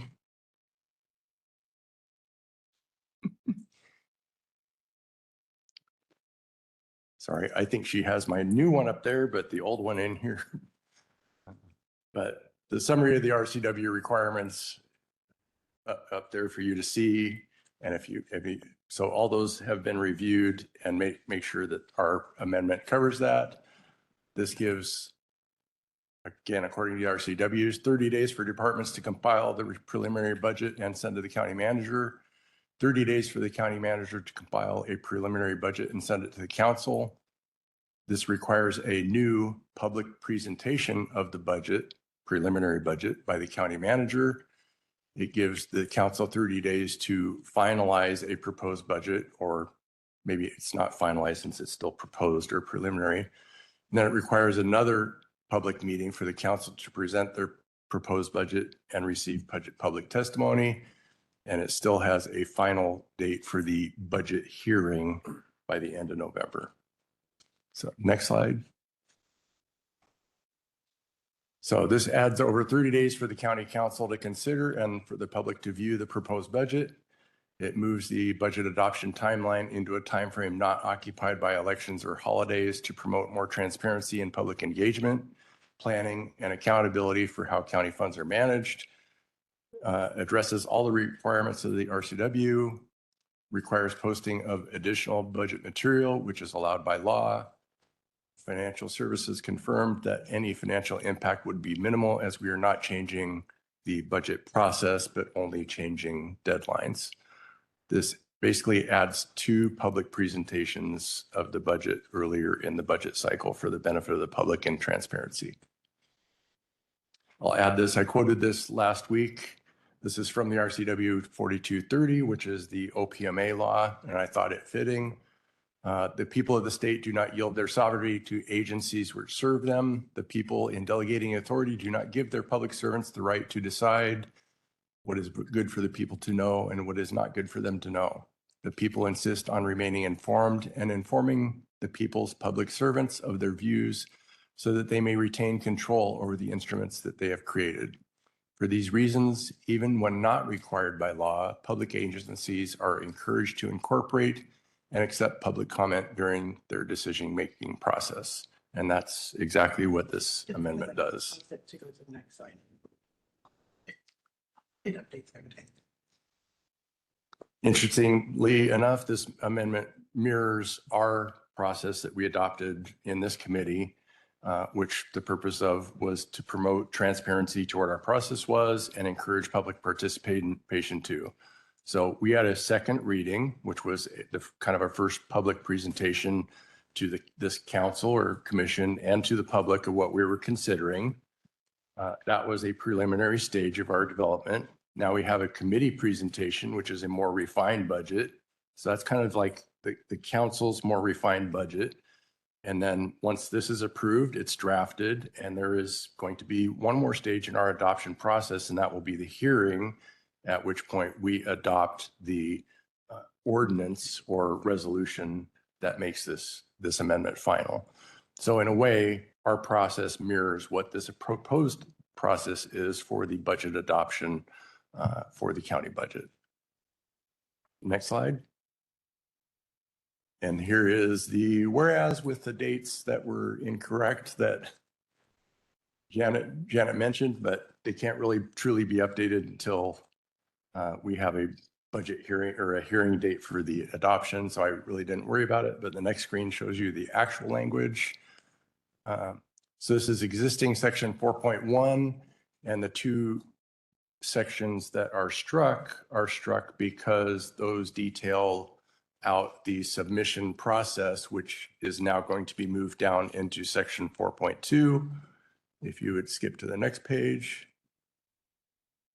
So this details the new deadlines being June 30th for the county manager to notify the departments for their submissions, gives July 31st as a deadline for the agencies to submit to the county manager their proposed preliminary budgets or preliminary estimates, and gives till August 31st for the county manager to transmit to the county council their proposed preliminary budget. And the next slide, which is really what is new, is a presentation of that proposed preliminary budget in a public meeting so that the public can see and be engaged with it. And it requires a second one in October when the council refines that budget, another public meeting where it is presented so we can see where they're at and which direction they're going. And that gives them actually time to adopt or incorporate potential public feedback before their final budget, which will now be adopted before the end of November. So there is your ballot language up there. Next slide. That might be it. There's no more slides. Okay.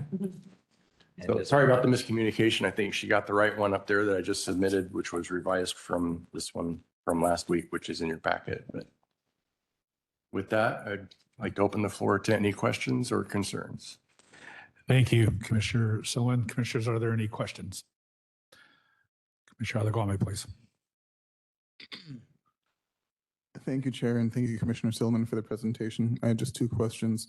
One being that in some of the language that you have here, you prescribe a method of publication, being the publicly facing website. And I just have some concern about future-proofing documents like this and making sure that we're not prescribing a method, because it might say, If we say it has to be published in this specific place and we evolve past that place, right, then there's a concern that we're not using the best available method if we're saying we must do X, Y, and Z thing specifically. And then lastly, I think I had a question when we first saw this presentation about the dates therein.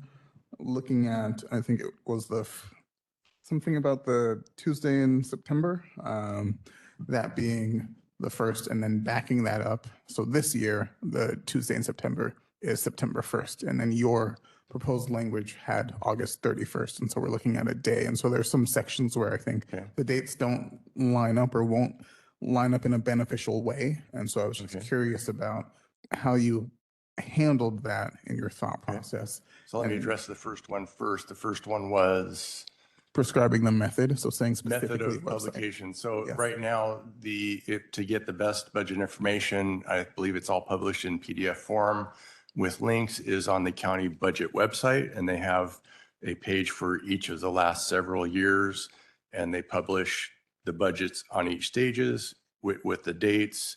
So I didn't go overboard in prescribing how to do it because we are already doing it.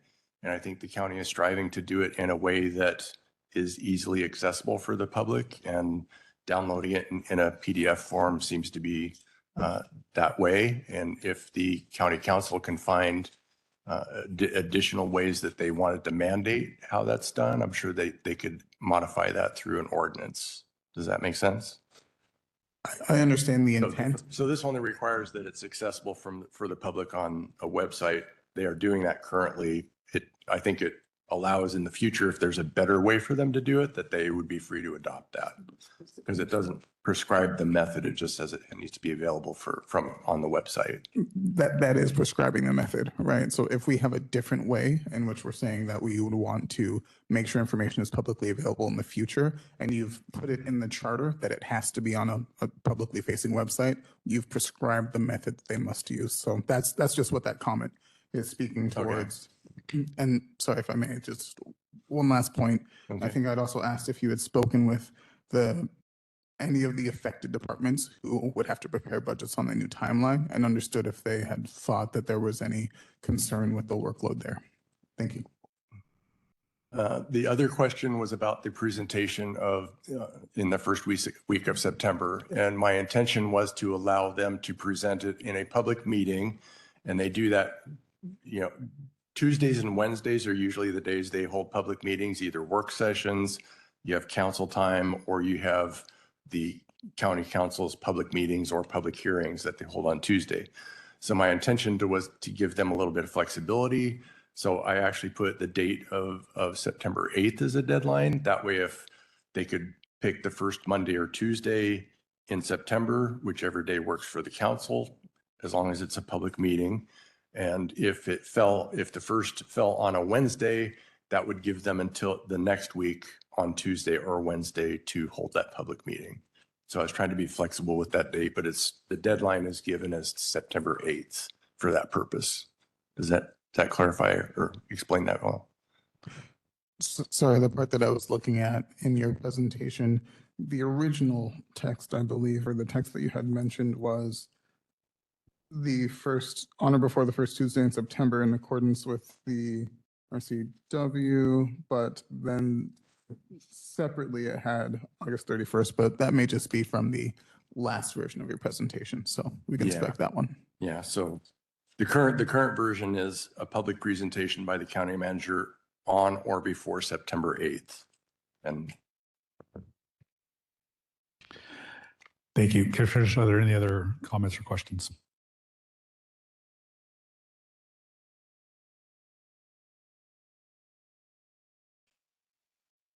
Okay, seeing none, Commissioner Simlin, are there any final comments you would like to make?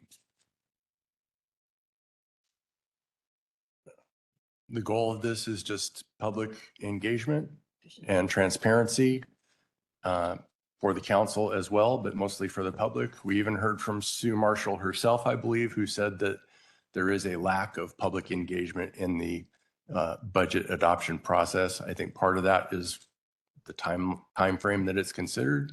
I strongly believe that this will increase in public engagement, increase transparency to the process. And looking at Whatcom as an example, this type of amendment was very popular in Whatcom last year as a charter amendment. I hope I can have all your support. Thank you. Commissioners, earlier in the meeting, I mentioned that we're going to have a small procedural change. We've reached that point in our meeting where we will be acting on that. In the past, at this point, I have indicated that we would move to a vote and ask Michelle to call the roll. The prosecuting attorney's office has suggested a small procedural change, that vote occur in the context of a motion.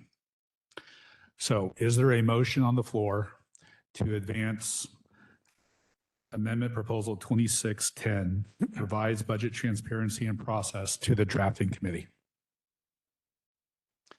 Mr. Jay? Secretary Garber was first, so. Okay, Commissioner Garber. I'd like to make a motion to move 2610 to the drafting committee. Is there a second? Second, Commissioner Jay. Okay, it's been moved and seconded to move Amendment Proposal 2610, revise budget transparency and process to the drafting committee. Michelle, would you please call the roll? Commissioner Ottaguame, No. Commissioner Donnelly, Aye. Commissioner LeBrandt, Aye. Chair Erickson, Aye. Secretary Garber, Aye. Commissioner Hamlick, Aye. Commissioner Chrisley, Aye. Commissioner Landisberg, No. Commissioner Jay, Aye. Commissioner Klein, Aye. Commissioner Gasque, Aye. Commissioner Holmgren, No. Commissioner Benton, Aye. Vice Chair Haas, Aye. and Commissioner Sullivan. Yes.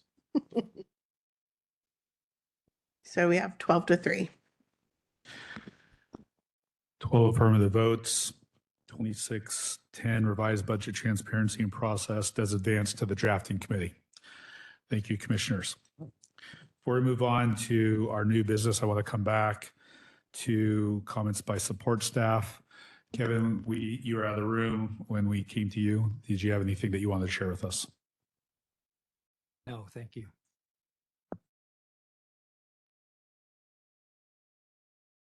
Sorry, Kevin, did you have anything? No, thank you. Okay, thank you. All right, and then while we're paused on that topic, we didn't hear, I think we had an audio problem with Johnny. Is Johnny with us, and does she have anything that she wants to share with us? Can you hear me now, Chair? Yes, we can. Thank you. Okay, sorry about that earlier. I do not have anything this evening, but thank you for asking.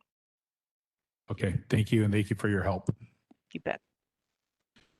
Okay, commissioners, that concludes our old business. We'll now move on to new business, which is the committee presentation for Amendment Proposal 2608, requiring supermajority council for approval of county taxes, with Commissioner Jay as the committee chair. Commissioner Jay, are you ready to begin? Yes, I am, Chair. Okay, please begin. Thank you, Chair. Good evening, Commissioners. I wanted to start, as usual, by thanking my committee members, Brad Benton, Liz Klein, Ann Donnelly, and Peter Silliman, all commissioners here, and thank you for all of your help and work on this. I also wanted to make a point that I knocked thousands of doors during the course of my campaign, and taxes, increasing taxes, was a routine topic that I discussed and was met with enthusiastic response when I proposed this idea as an amendment to the community. And so I look forward to presenting it to you all. So you can jump on over to the next slide. We'll start with the policy 10. I'll just read everything. So the requirement ensures that broader council agreement before new or increased taxes, aiming to limit tax hikes and strengthen consensus and revenue decisions.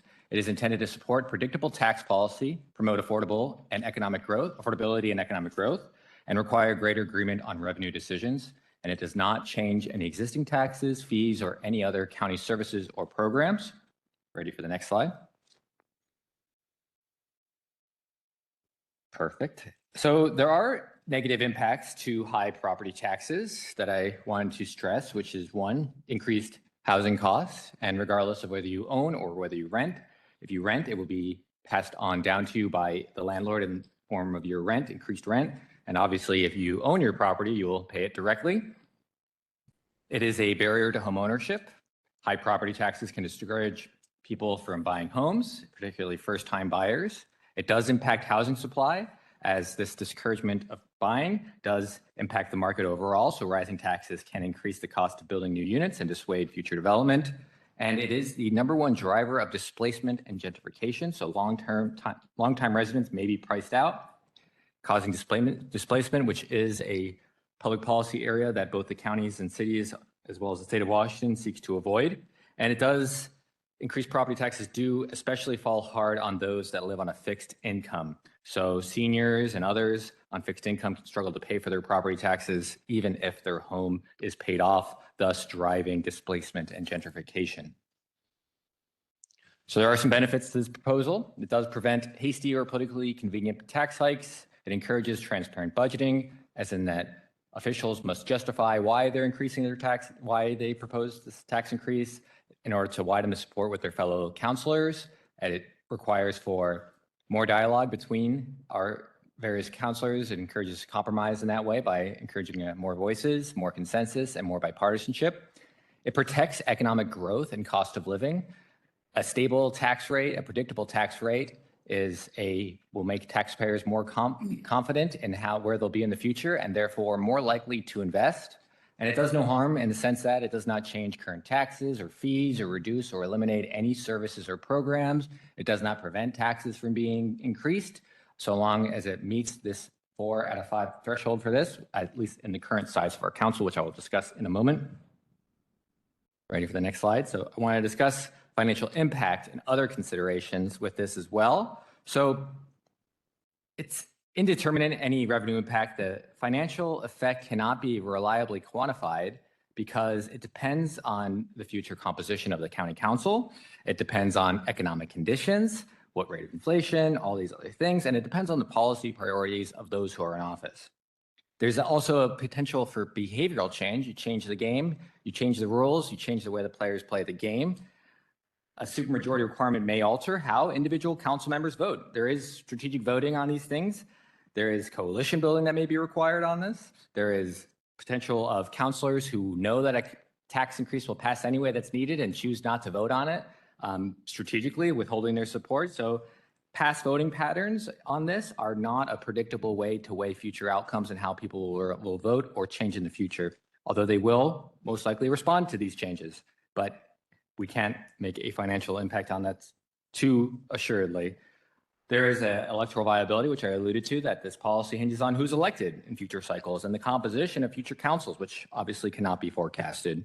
And there is a potential for structural shifts as well. This requirement could incentivize alternate revenue strategies, spending adjustments, or ballot measures to raise taxes as opposed to the standard form. So there can be other downstream effects that could be a positive for the county budget, both in how it is allocated, that could be another benefit, but also unforeseeable.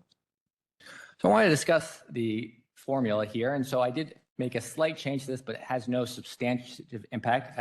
So on the proposed charter text, I took a direct inspiration from Pierce County. And so rather than a more complicated formula, it will simply say any new councilmanic tax may be assessed, levied, increased only by a minimum of 2/3 affirmative vote on the council.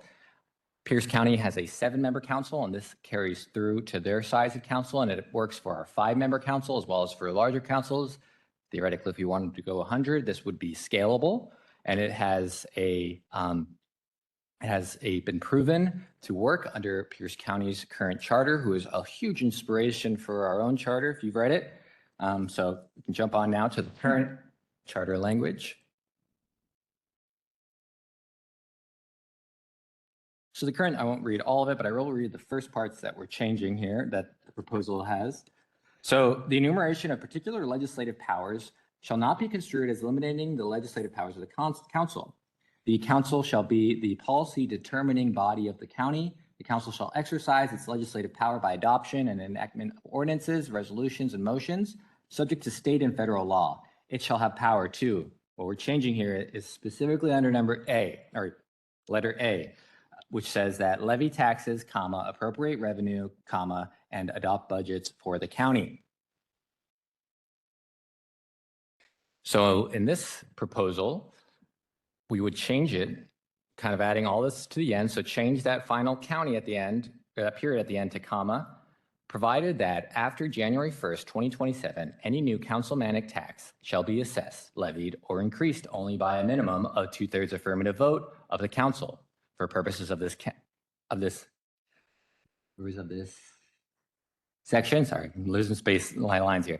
New councilmanic tax means a tax which the county council has the authority to levy, but has not or is granted to the county council after January 1st, 2027. The councilmanic tax does not include fees, rates, and charges, or special assessments. This section does not apply to existing councilmanic taxes levied by the county council as of January 1, 2027, or any renewal or reauthorization of those taxes that does not increase the tax rate.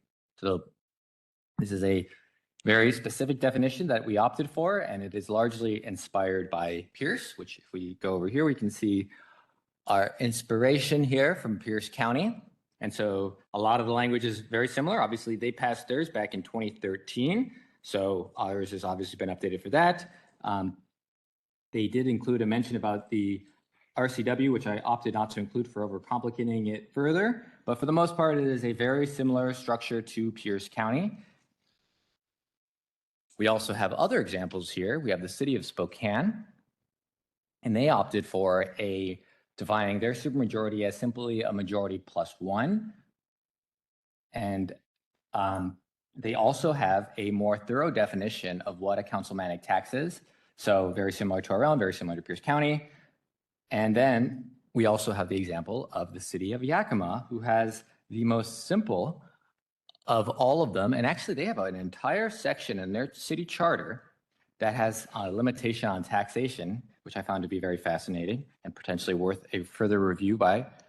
But they have a very simple definition, and they have the simple formula as well, just plus one. But to ensure that ours stands to any potential legal challenges or any future confusion of how it is to be interpreted, we opted to have a more thorough definition for ours and to adopt a similar model as Pierce County to enable any future proofing of the amendment.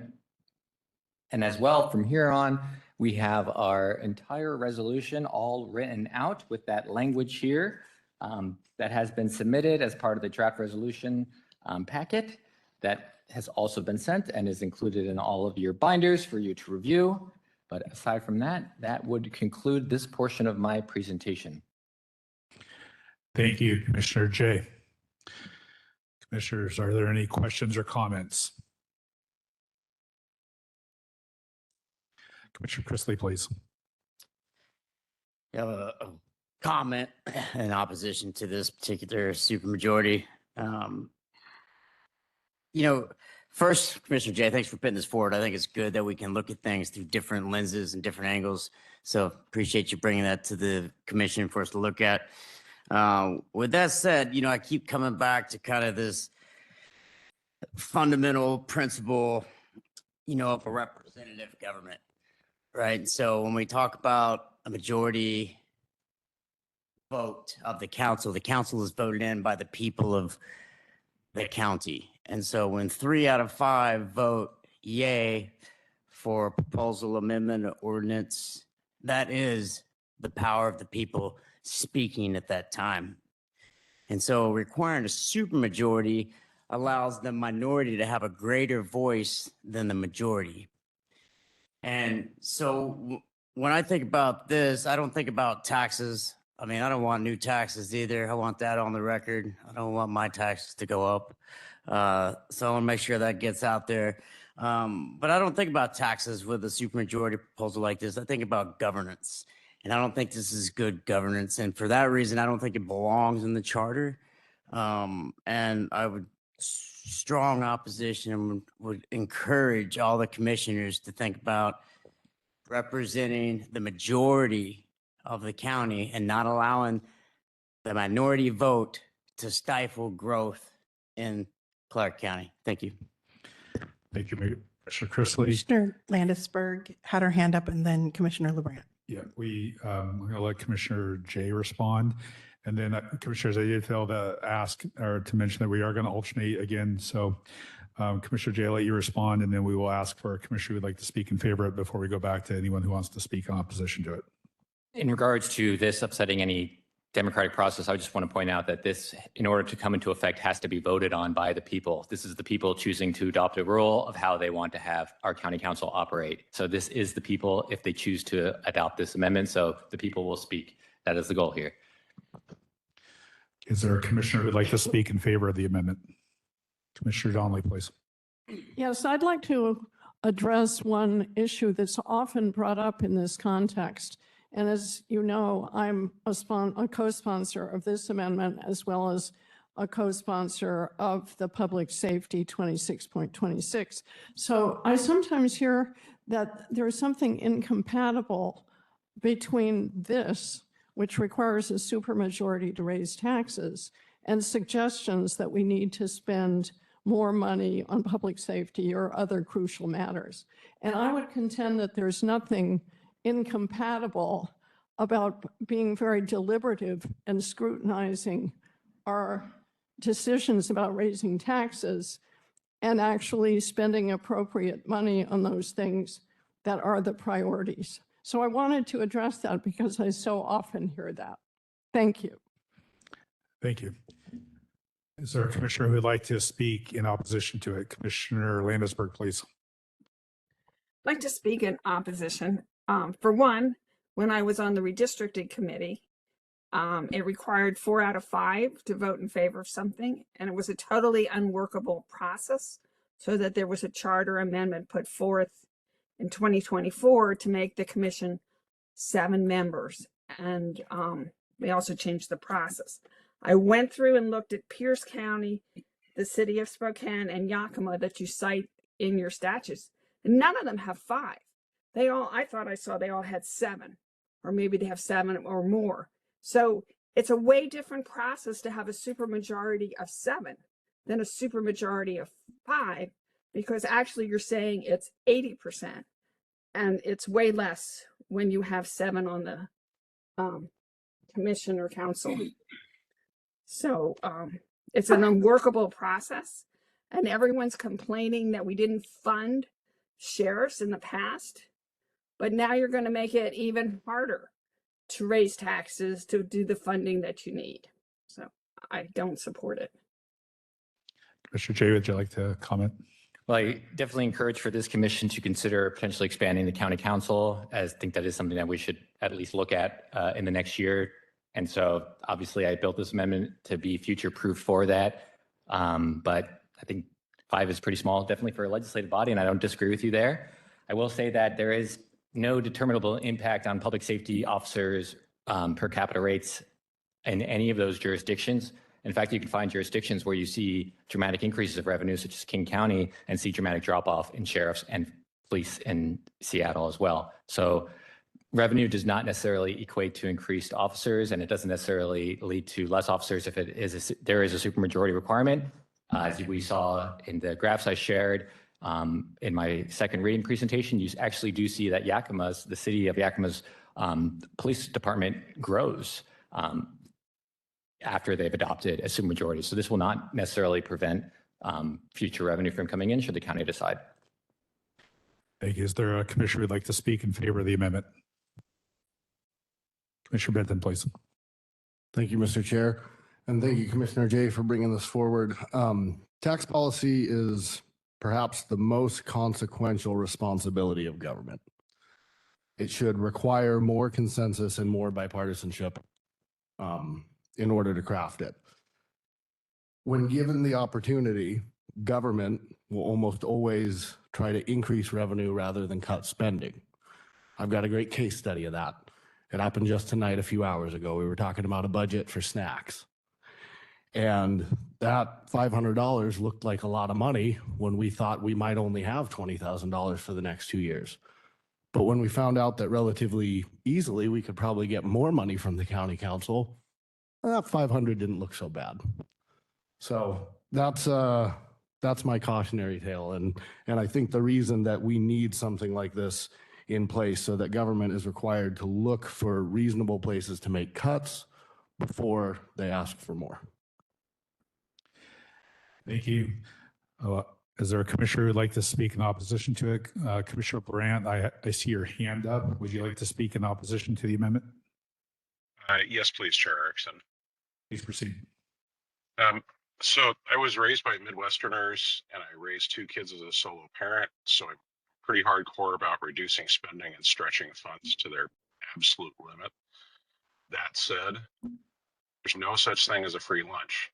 And we're looking to force the county to spend a lot of money, and now also looking to further impair the ability to pay for it, even beyond the limits already in state law. I don't buy the idea that let's just cut back in other areas as a blank checkbook for infinity dollars. Public safety means paying literal deputies, physical patrol cars, fueling those patrol cars. Public health means employing literal inspectors to check restaurants for rats and mold. There's not an infinite amount of fat to cut. You get what you pay for, and there's no such thing as a free lunch. It doesn't work to say, I want more deputies, but I don't want to pay for it.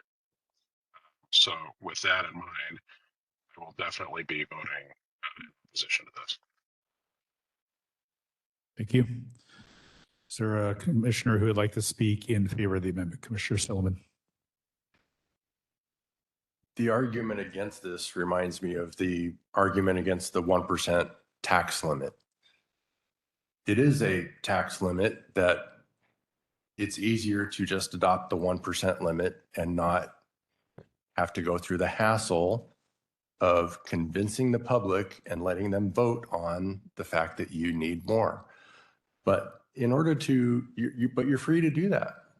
If the county really thinks that they need money, they are free to make their case before the public, who is the ultimate political power in our state.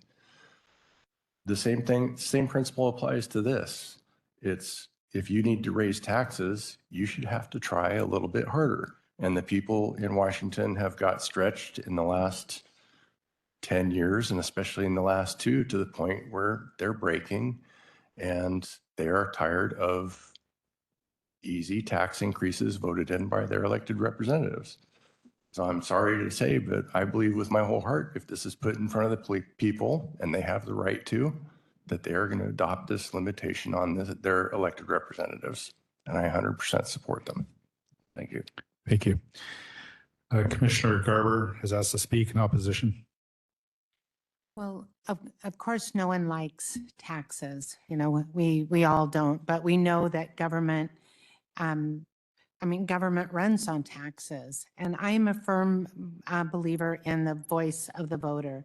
We elect our county council by a simple majority, and we put them into office. They represent us, and they make these hard choices, and they conduct their business. I believe this would restrain the council and give the minority a larger voice and allow the minority to even hold the majority hostage. I think this could create gridlock.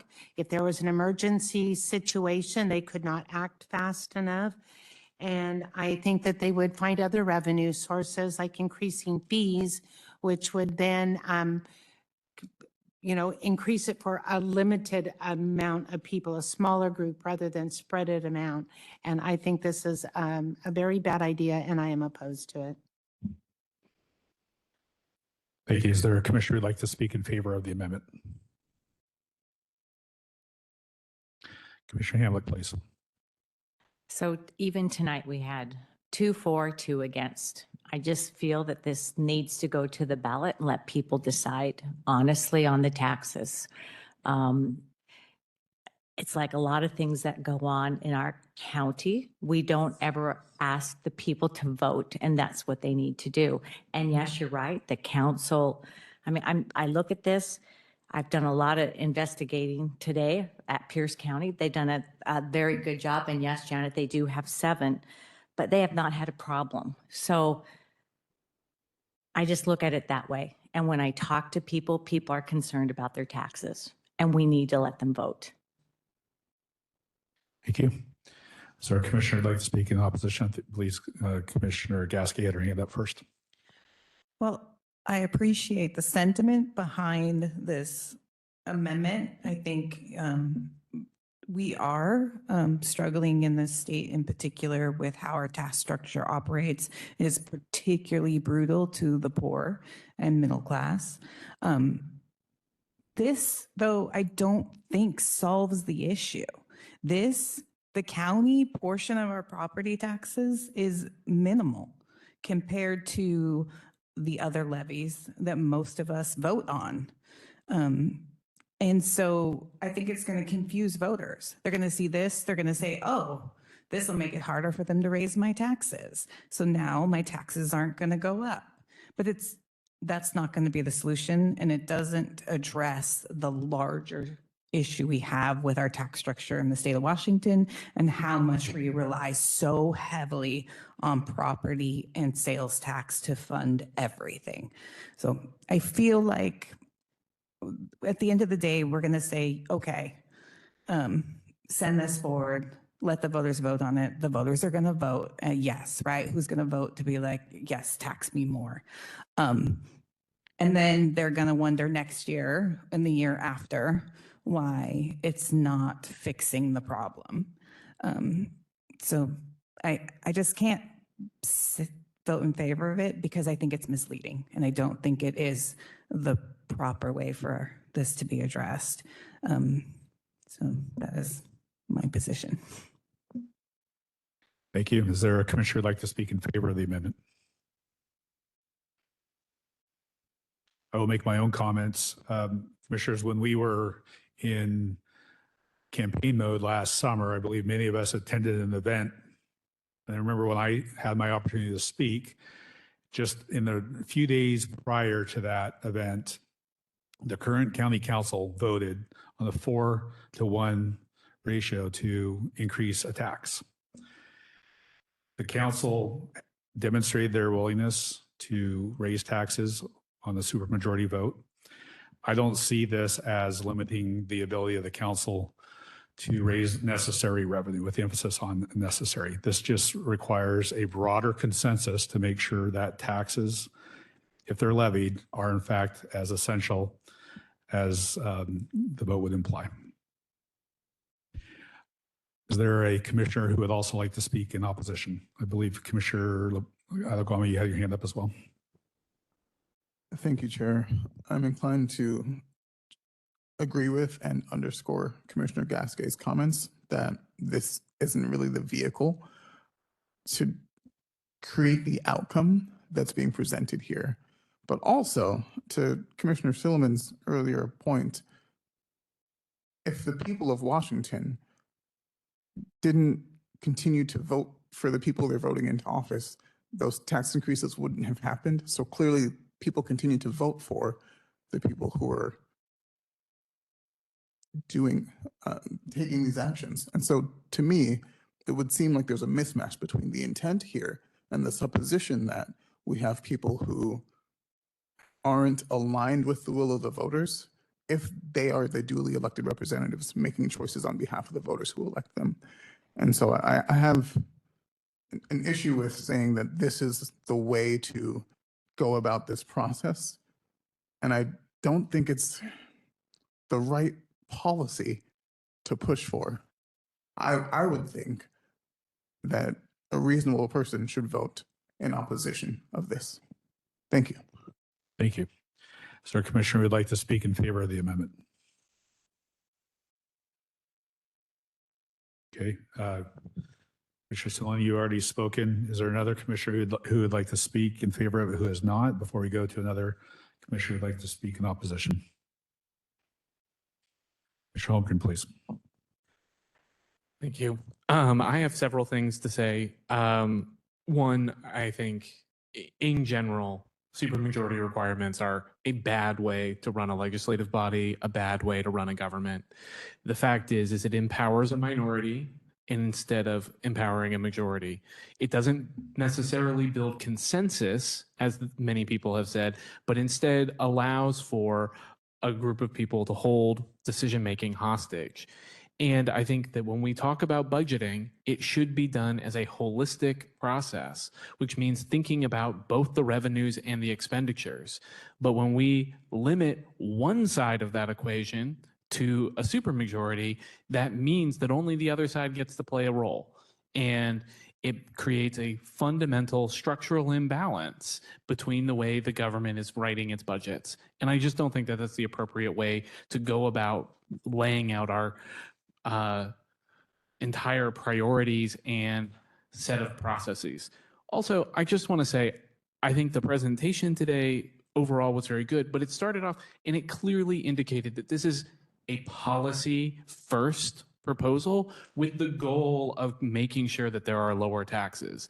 And I think that is a decision that should be left to the city or the county council, not to this body. And that is, I think, an inappropriate use of the charter commission. I think the proposal itself obviously belongs as a charter proposal. I just think the presentation itself belied the fact that this is an anti-tax ideology item that is falling into the broader structure of the charter. And it's not something that's being proposed necessarily for other reasons. And finally, everyone has said that they are anti-tax. And I think we should have a real conversation as a community about the fact that taxes are the way we pay for the services that we receive as a community. I don't mind paying my taxes when I know that they're going to good services and they're going to the right people. And I don't think that we should continue to demonize the fact that we pay into our community. That's paying for the sheriffs. That's paying for the people who clean up our water system. That's paying for cleaning up the potholes. That's making sure that we clean up invasive weeds. And I just don't think we should all sit here every time a tax comes up and say, I don't like paying my taxes. Yeah, I don't like handing out money for anything. I would love to keep it all in my savings account, but I know that it's paying for something that's useful and it's paying for something that I value. Thank you. Commissioners, I believe everyone who has expressed a desire to speak has done so. Commissioner Silliman, if you have a quick final comment. We have a national tradition of requiring a supermajority, and there's one that everybody knows about, and it's the filibuster requirement in the U.S. Senate. And there's nobody in the minority party that's going to argue for doing away with it, because it does have a tradition of producing more collaboration. It makes it harder to get legislation through. It gives the minority more leverage deliberately to force people to come to the table and negotiate. Supermajorities are a great thing, and they're part of the American tradition. And it's perfectly applicable here. And I find it interesting that a couple people don't want to put it in front of the people because they say it will pass if it's put in front of the people. So thank you for that. I'll be voting for it. Okay. Commissioners, thank you for the discussion. Commissioner Jay, thank you for the presentation. Commissioners, is there a motion to advance Amendment Proposal 2608 requiring supermajority council for approval of county taxes to the drafting committee? So moved, Klein. Second, Silliman. It's been moved and seconded to advance Amendment Proposal 2608 to the drafting committee. Michelle, would you please call the roll? Commissioner Ottaguame, No. Commissioner Donnelly, Aye. Commissioner LeBrandt, No. Commissioner Erickson, Aye. Commissioner Garber, No. Commissioner Hamlick, Aye. Commissioner Chrisley, No. Commissioner Landisberg. No. Commissioner Jay, Aye. Commissioner Klein, Aye. Commissioner Gasquet, No. Commissioner Holmgren, No. Commissioner Benton, Aye. Commissioner Haas, Aye. Commissioner Silliman. Yes.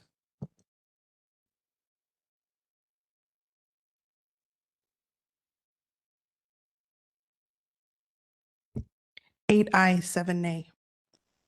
8 votes. Amendment Proposal 2608 does advance to the drafting committee. Commissioners, that concludes our new business. And our final agenda item is good of the order.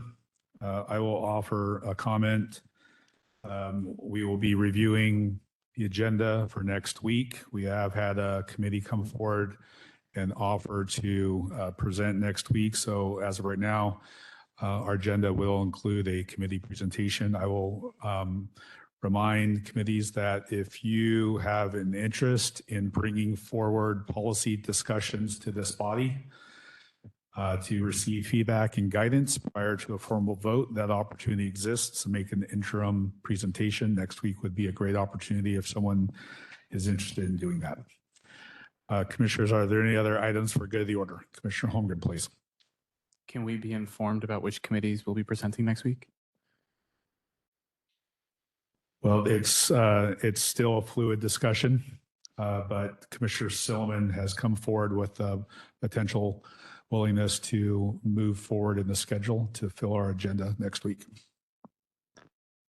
6/13, I believe. I just need to make sure I get feedback from financial services, and I think I can prepare that, so I'll let them know so we can have something to do. In the event that that does not happen, we'll revisit whether or not the meeting next week will continue. Commissioner LeBrandt has his hand up online. Okay, Commissioner LeBrandt, please.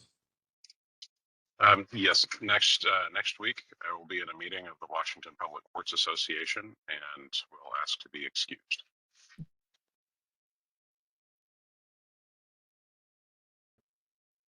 Commissioner LeBrandt, you were cutting out just a little bit. Were you indicating that you're going to be absent next week? Yes, I will be absent next week and would like to ask to be excused. Thank you. Appreciate you letting us know. Was there another comment? Commissioner Adegame, please. Thank you, Chair. Just wanted to update the commission on my schedule. I will in fact not be traveling for work on May the 20th and will be in attendance. Okay, thank you. Commissioners, are there any other comments for good of the order? Commissioner Gasquet, please.